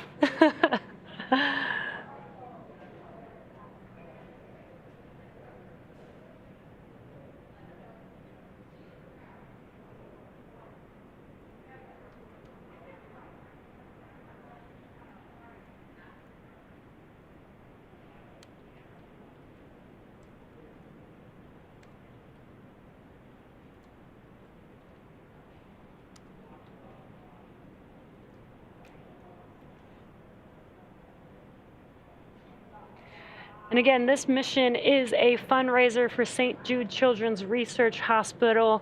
We've got some great news that we've raised up to $157 million so far. How incredible to do such a inspiring mission like this, as well as raise $157 million for such an amazing cause. Yeah, so in the last 90 minutes, essentially, we raised $4 million. Keep it up, everyone. Thank you so much. Again, it's going to a great cause, and it's benefiting a lot of wonderful people.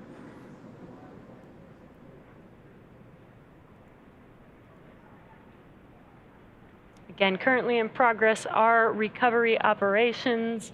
So far, they've already inspected the capsule for safety before installing some rigging hardware. We got some comms that they will be ready for, that rigging setup is complete, and they will be lifting the vehicle in a few minutes here. Again, this is Ghost Searcher, and what you're seeing on your right-hand screen at the end of Ghost Searcher is the Dragon Nest.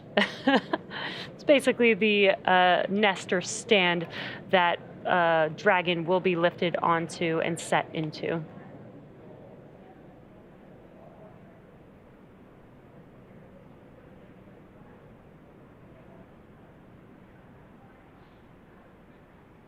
We also heard some comms that the crew is in good spirits, watching some entertainment while they wait to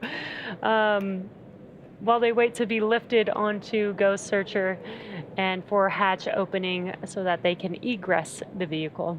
Yeah, they've been busy doing a lot of work for a lot of great causes. So now that they're back on land, we want to give them a very smooth experience. They can just sit back, relax. We'll take care of everything else. We can see that the gap between the Ghost Searcher boat and Dragon is starting to close.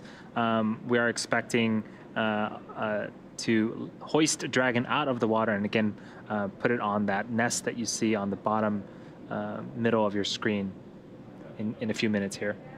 And weather has been just great for us today, actually through this whole mission. This is such a unique mission where we did have to ensure that weather upon liftoff as well as return would be well. And not just the weather in the atmosphere, but the water where we are landing. And you can see on your screen that it's very calm. This makes it really a lot easier for the crew to perform the recovery operations. Just great weather all around for this mission.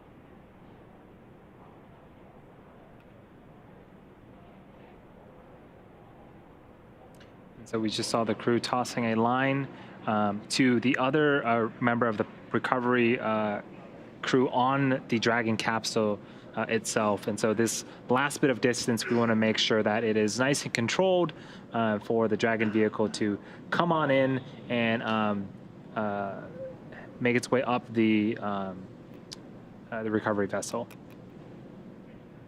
And for safety purposes, the crew does remain strapped into their seats throughout this entire process. as they are going to be lifted onto the boat. And again, they will have the first person to check on them when the hatch opens will be a medical officer to ensure that they are safe and healthy before they start egressing the vehicle. And that'll be when they will be allowed to get out of their seats.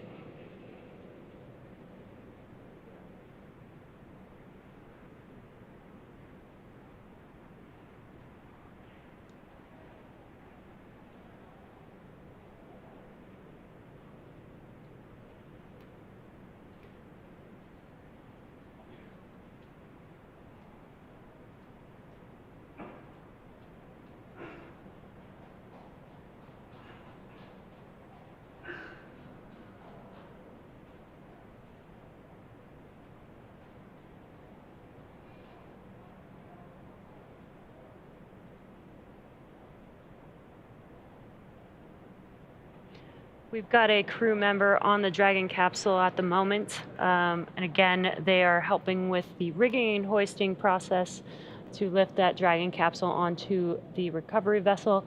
And again, they have done several hours of training for this particular role.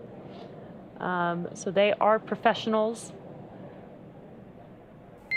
Dragon, brace for capsule lift.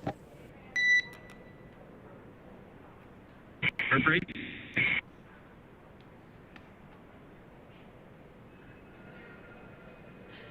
You heard some comms. They are getting ready to lift the Dragon capsule. You saw the last recovery crew member hop off of the Dragon capsule into the water and onto the fast boat there as they clear the way for lifting the Dragon capsule.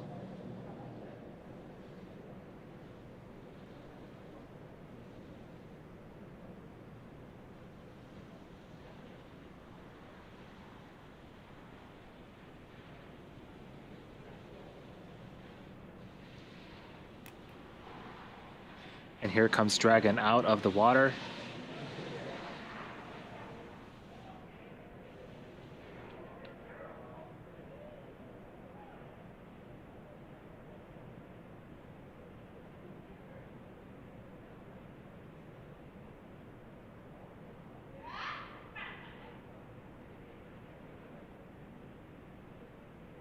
Incredible. Dragon is being lifted onto the recovery vessel into the Dragon nest. That is what you see them setting the vehicle down on right there. You can see at the very bottom of Dragon some water coming out. Again, that's the ballast system that helps keep Dragon upright in the seawater or in the ocean. So it's functioning as designed, and Dragon is now on the recovery vessel. Dragon's almost a little bit of a mix of a rocket, spacecraft, and a little bit of a boat. It does everything you need it to. Yeah, exactly. Dragon, welcome aboard the recovery vessel. Recovery personnel are completing final checks. Stand by for translation to egress platform in approximately 1 minute. Copy. Jax, good to be aboard.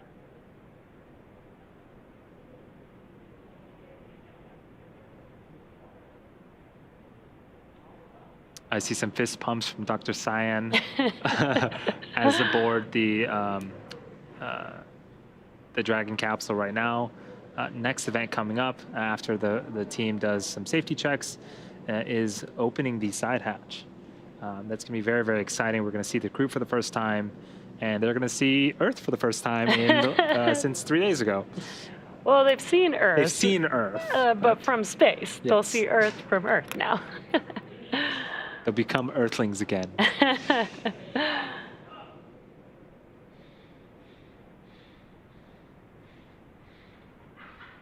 what you heard was some comms, just letting the crew know that they will be translating the Dragon on the nest and reorienting it into a position on Ghost Searcher so that it is in a good, stable position for them to open the hatch.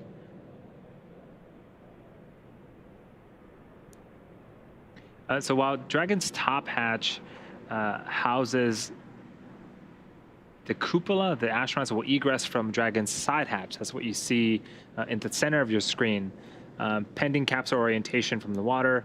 So before opening the hatch, the spacecraft has to equalize the cabin pressure with the outside environment. Once the hatch is open, that will be Jared, Haley, Cyan, and Chris's first breath of fresh Earth air since boarding Falcon 9 at the start of their mission on September 15th.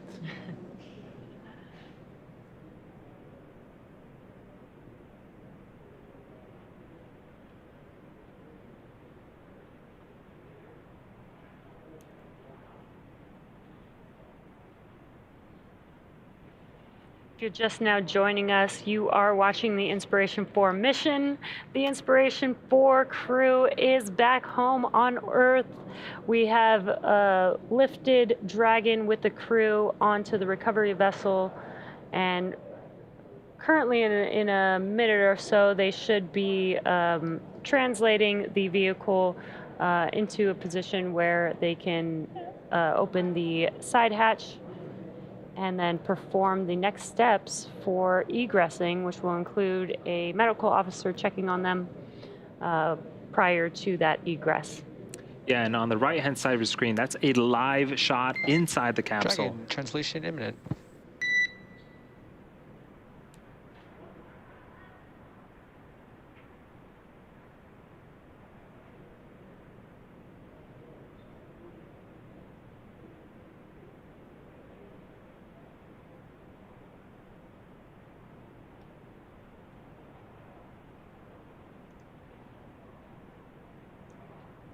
There it is. They are translating the vehicle to just under the helicopter pad on the vessel.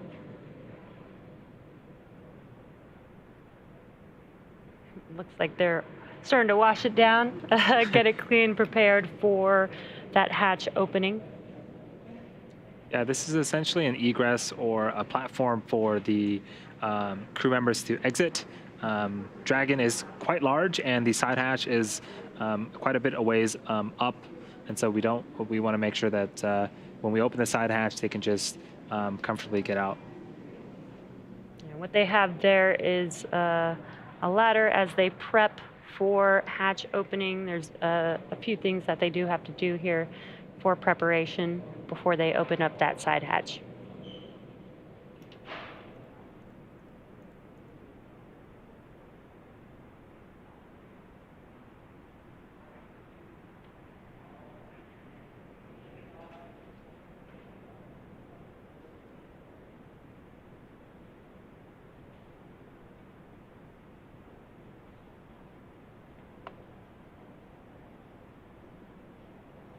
Yeah, things are moving quite quickly. We splashed down about 40 minutes ago, and now Dragon is on the main recovery vessel on the right-hand side of the screen. That is, again, a live view inside of the capsule. You can't see their faces, but on the left-hand side of that shot, that's Jared Isaacman, the mission commander. To his right is Dr. Cyan Proctor, the mission pilot.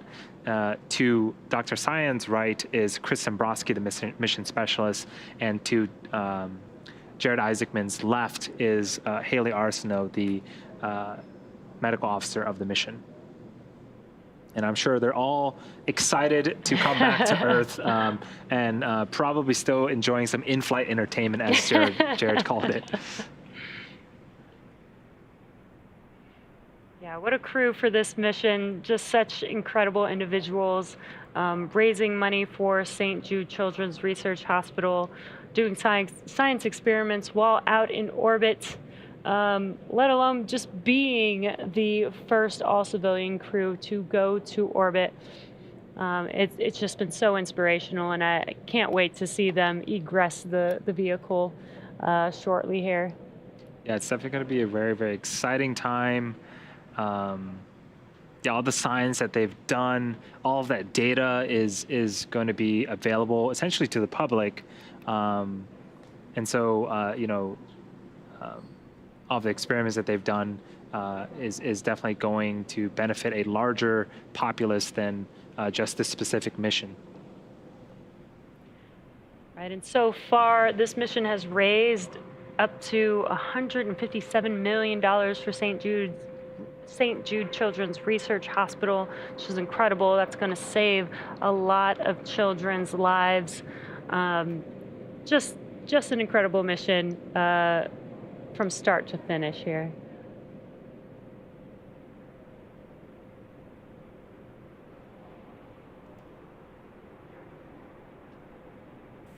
Dragon, stand by for side hatch opening and egress. This will be our last call from you. Congratulations, Inspiration 4 crew. Signing off.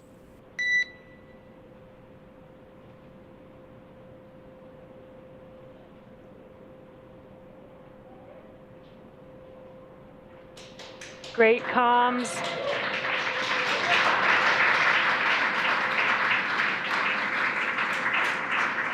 There you can see the side hatch is now officially open, and some exciting waves from the crew.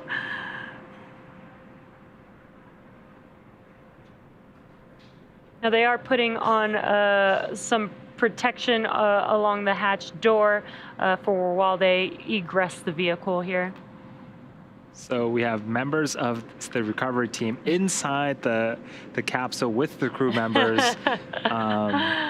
They're doing some checkouts, make sure everything is good before the crew can exit the capsule. But this is certainly very, very exciting. Again, that hatch has been closed and sealed for 3 days. This is the first time it's opened since we lifted off Wednesday, September 15th. And we have some fist pumps from Jared. I'm sure the entire crew is super excited. Could see them waving.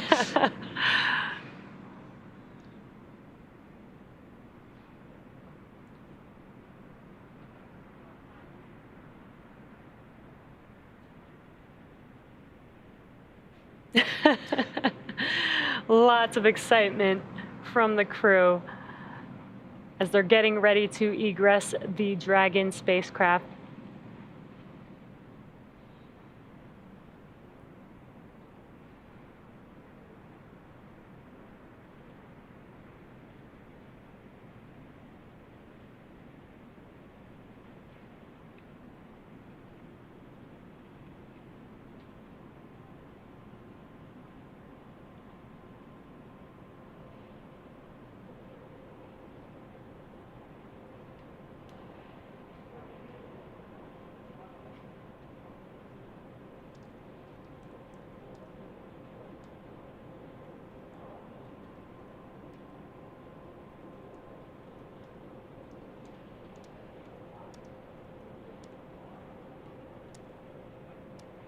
It looks like they are taking their tablets from each of the crew members in preparation for this egress.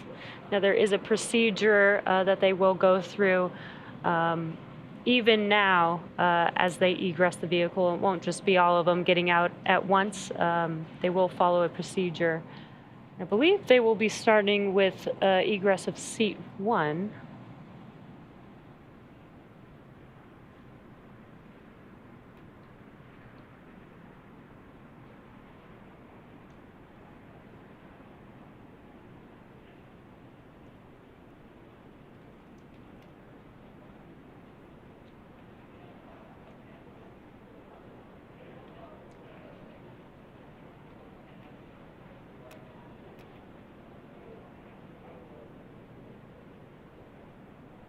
If you're just now joining us, you are tuned into the Inspiration 4 all-civilian mission to orbit with the Inspiration 4 crew back home on Earth, getting ready to egress the Dragon vehicle here shortly.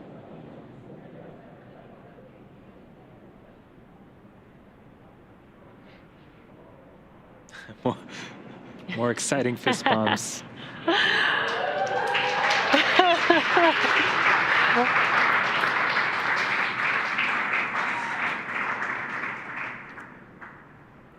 This is such a great shot. How incredible. Some hearts. Love it. Again, that was the crew members of Inspiration 4, as excited as ever. They are back on Earth on the recovery vessel, just waiting to exit the Dragon spacecraft.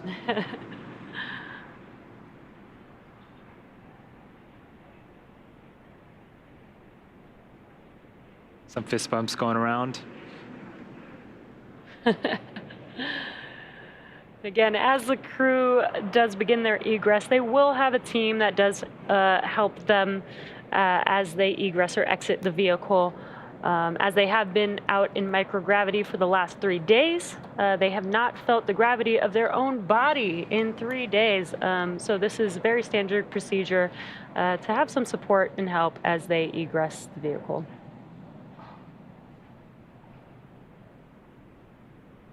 Right now, it looks like they are removing the footrests at the bottom of their seats. This will give them some space as they exit. Yeah, that is a good thing to note that when we land, we also recline the seats back down to make it a little bit easier for the astronauts and crew members to exit the vehicle.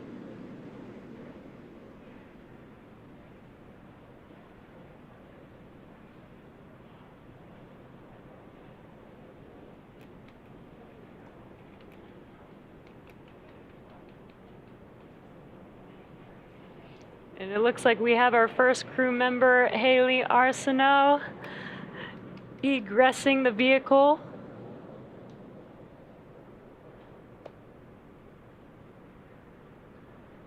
She was sitting in seat 1 to the left.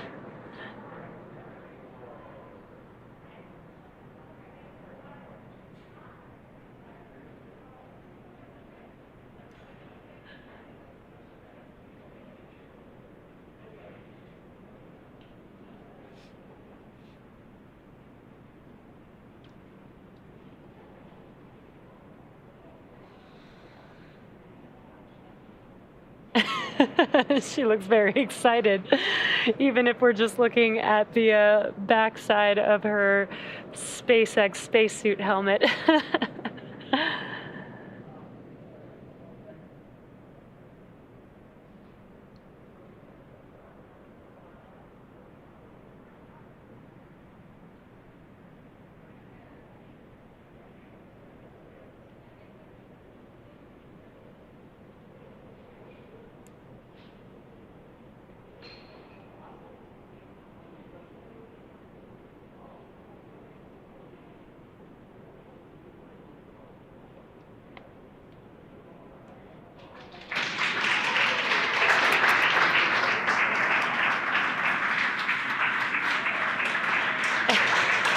And there she is.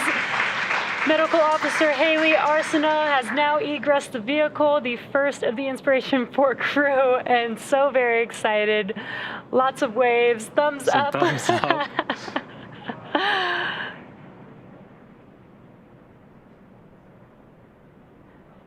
Getting a little photo up.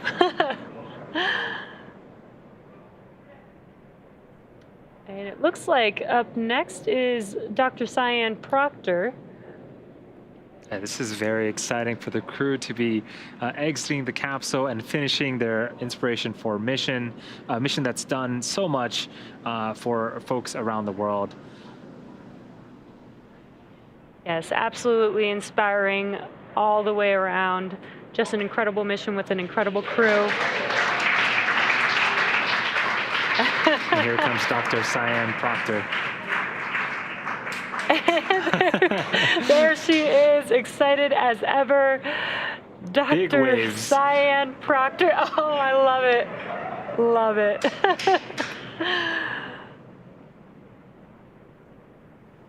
Just strutting on down. I know, no problem at all.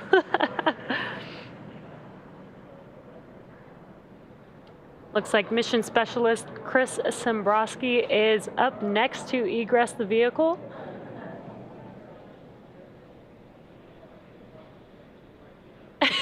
Looks like some dancing there.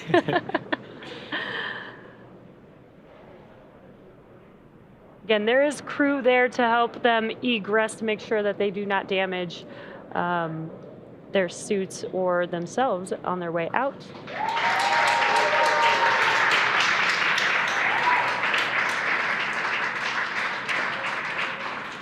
And that is Chris Dombrowski, again, the mission specialist.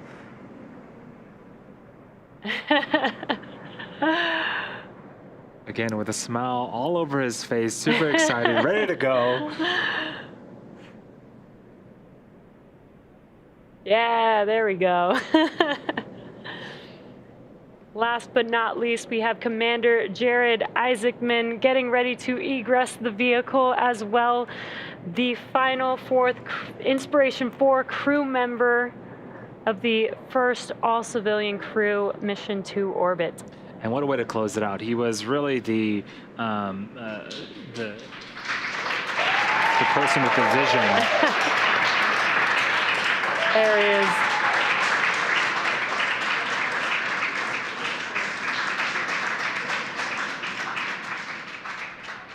Commander Jared Isaacman of the Inspiration 4 crew. So excited.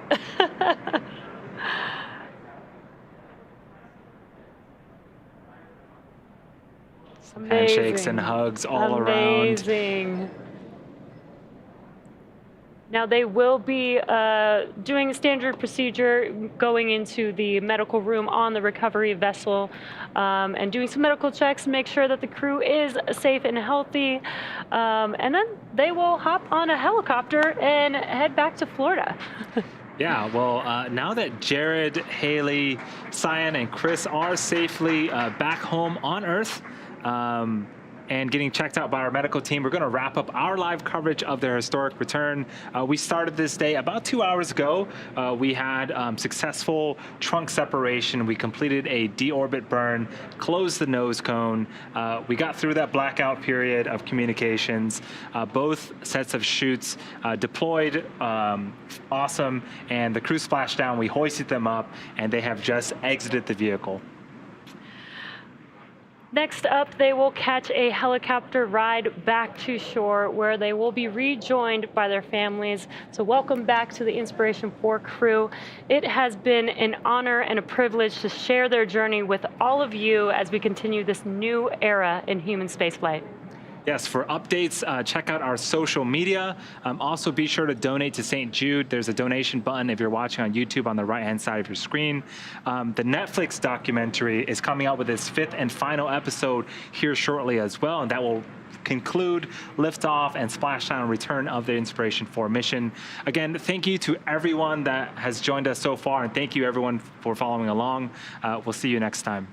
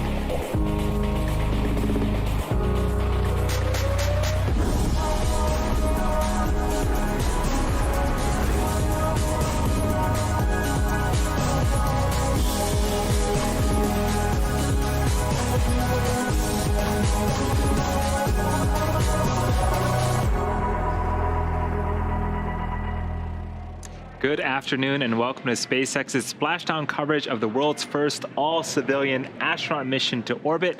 My name is Andy Tran, a quality engineer at SpaceX. And I'm Jesse Anderson, a production and engineering manager here at SpaceX headquarters in Hawthorne, California.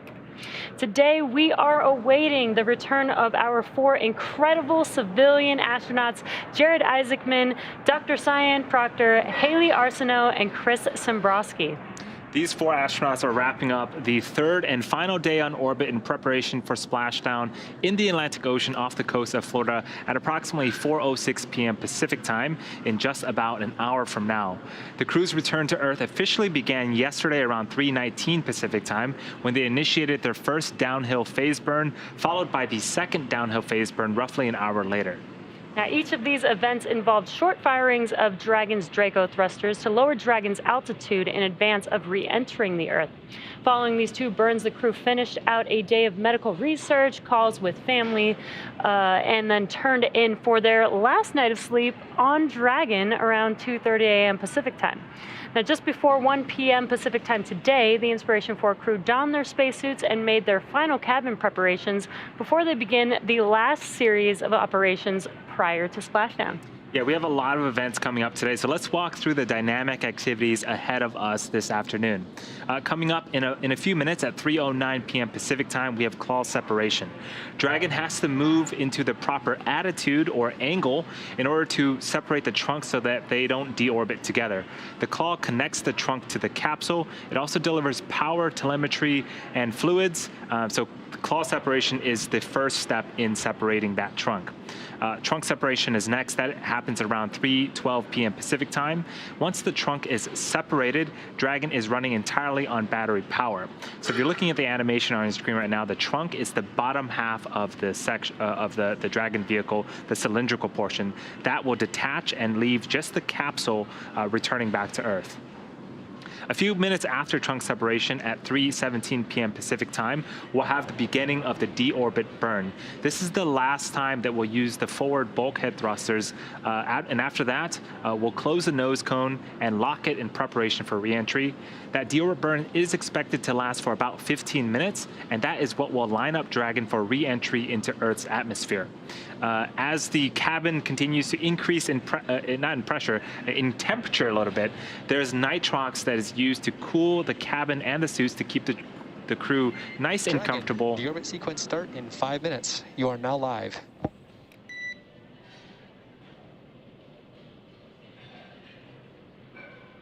And copy that, SpaceX. We show the same.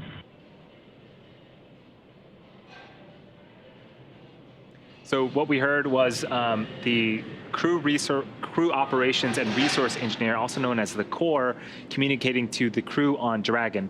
We'll hear those throughout the cast today as Dragon continues to prepare for deorbit and eventual splashdown on Earth. But so as we begin the deorbit burn and Dragon begins to make its way back to the Earth's atmosphere, we do pump nitrogen and oxygen through the cabin to make sure that the astronauts are nice and cool.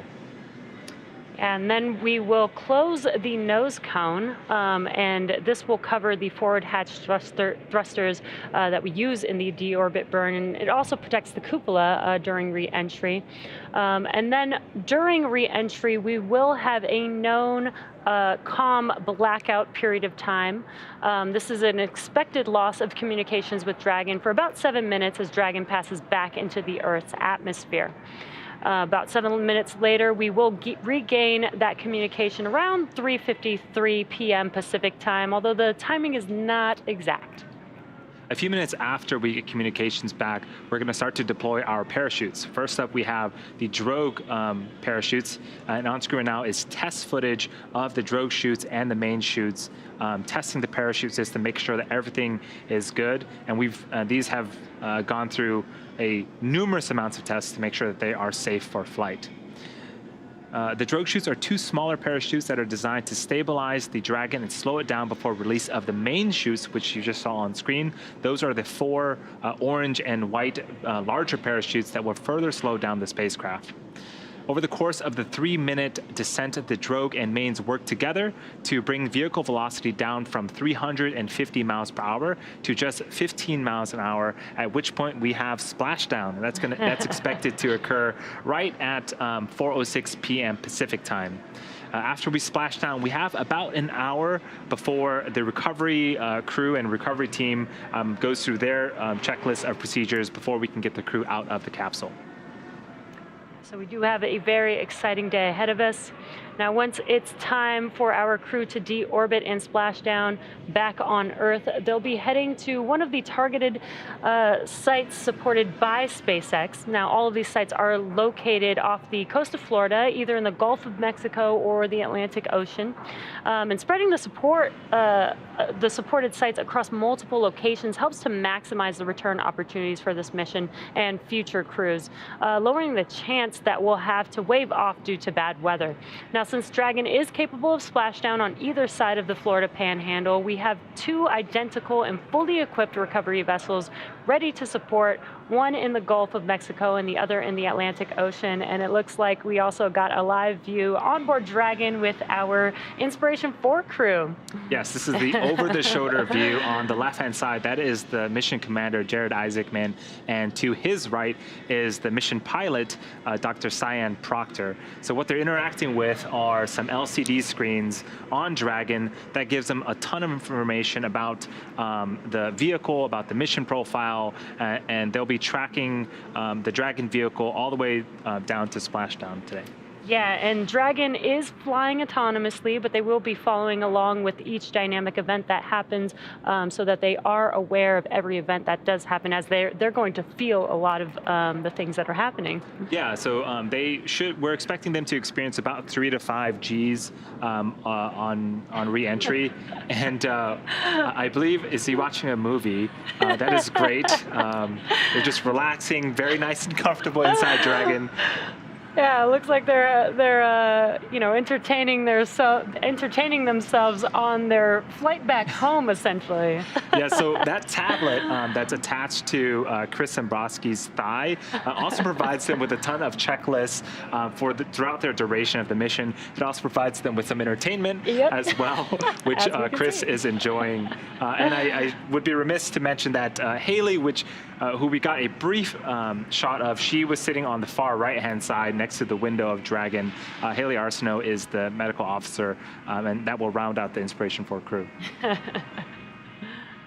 So in the lead up today, SpaceX selected primary and alternate splashdown locations off the coast of Florida.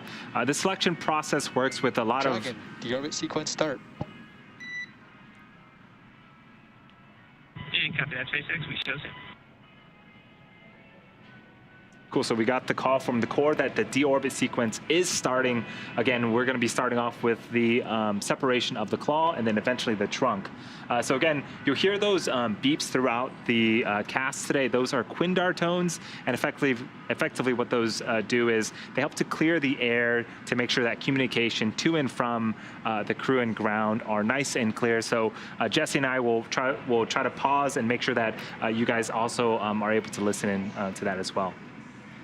But I was mentioning the splashdown sites. So we have primary and alternate splashdown sites located off of the coast of Florida. The selection process works, and it takes into account a lot of different variables. And it looks at weather. It looks at wave height, wave period, visibility as well. Yeah, and you can see on your screen, this is the primary landing site. And it looked like the waters were pretty calm, so that's pretty great. Today, our primary landing site will get the crew back home with a splashdown at about 4:06 p.m. Pacific time today. And for return, we'll be looking at a number of weather items. Some of the obvious ones that we do take into account is that there's no rain or chance of lightning in the recovery zone, both for the safety of the crew inside the capsule, but also the recovery teams on the water. We're also looking for wind speeds less than 15 feet per second or about 10 miles per hour, relatively calm seas so that we can safely execute recovery operations, which includes landing a helicopter on the recovery ship to fly Jared, Haley, Cyan, and Chris back to Florida.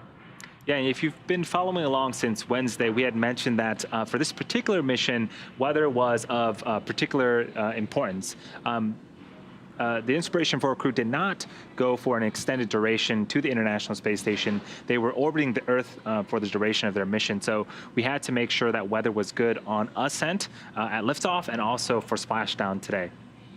But as Jesse mentioned, looks like we have some pretty good visibility. The waves are not choppy, and so things are looking great for an on-time splashdown later on today. And for these operations, SpaceX closely coordinates with the United States Coast Guard to establish a safety zone to ensure public safety and for the safety of those involved in the recovery operations, as well as the crew on board the returning spacecraft. Multiple notices are issued to the mariners in advance and during recovery operations, and Coast Guard patrol boats are deployed to discourage boaters from entering the splashdown zones. Now, we want to stress to the public the need to respect this safety zone. Recovering a spacecraft from the water is a hazardous operation, and any other boats interfering increases risk to the astronauts in the capsule, the teams working to recover them from the water, and the safety of those that come too close. So for the safety of our crew and for your safety, we recommend that you sit back and watch as we'll be bringing you the best possible views of our astronauts' homecoming. Dragon, nominal trunk jettison. And copy that, SpaceX. We definitely felt it. So it looks like we had successful call separation. Again, that detaches the umbilical that routes power and fluids from the trunk to Dragon. So now Dragon has also separated its trunk successfully. And so that does a couple of things for us. When we re-enter and the parachutes deploy, we want to make sure that there is as little mass as possible. It gives the parachutes a bit easier time to decelerate the vehicle. The second thing it does is there are some heat shields and some pica tiles that we'll talk about a little bit later on. And their job is to protect the capsule and the crew from all of the heat that's being generated during reentry. Jettisoning the trunk exposes that heat tile and allows it to face forward during reentry. Yeah, and again, now the Dragon capsule is on battery power. So the trunk typically provides power while they're in orbit. Now that we no longer have the trunk, it is working on battery power, and it will have enough battery power and then some to make its way back home to Earth. So up next, we have the deorbit burn. This is the last time that the forward Dracos, which are the 4 thrusters located at the top of the vehicle, will ignite. The deorbit burn will place Dragon on a precise trajectory to return to the splashdown zone off the coast of Florida and last about 15 minutes. Yeah, and again, this journey back home actually started yesterday with 2 phase burns.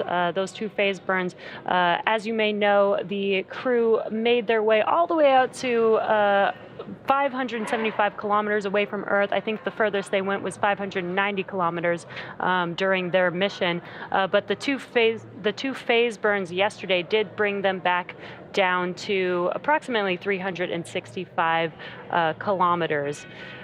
So after those phase burns, this helps bring them just a little bit closer to Earth. And then today, after we've now jettisoned the trunk, we will have a deorbit burn, which will set them on the trajectory back to the splashdown landing zone. Yeah, so we are expecting that deorbit burn to begin in about 3 minutes. Again, it is going to last for about 15 minutes. And as Jesse mentioned, that is sort of the final burn before Dragon begins to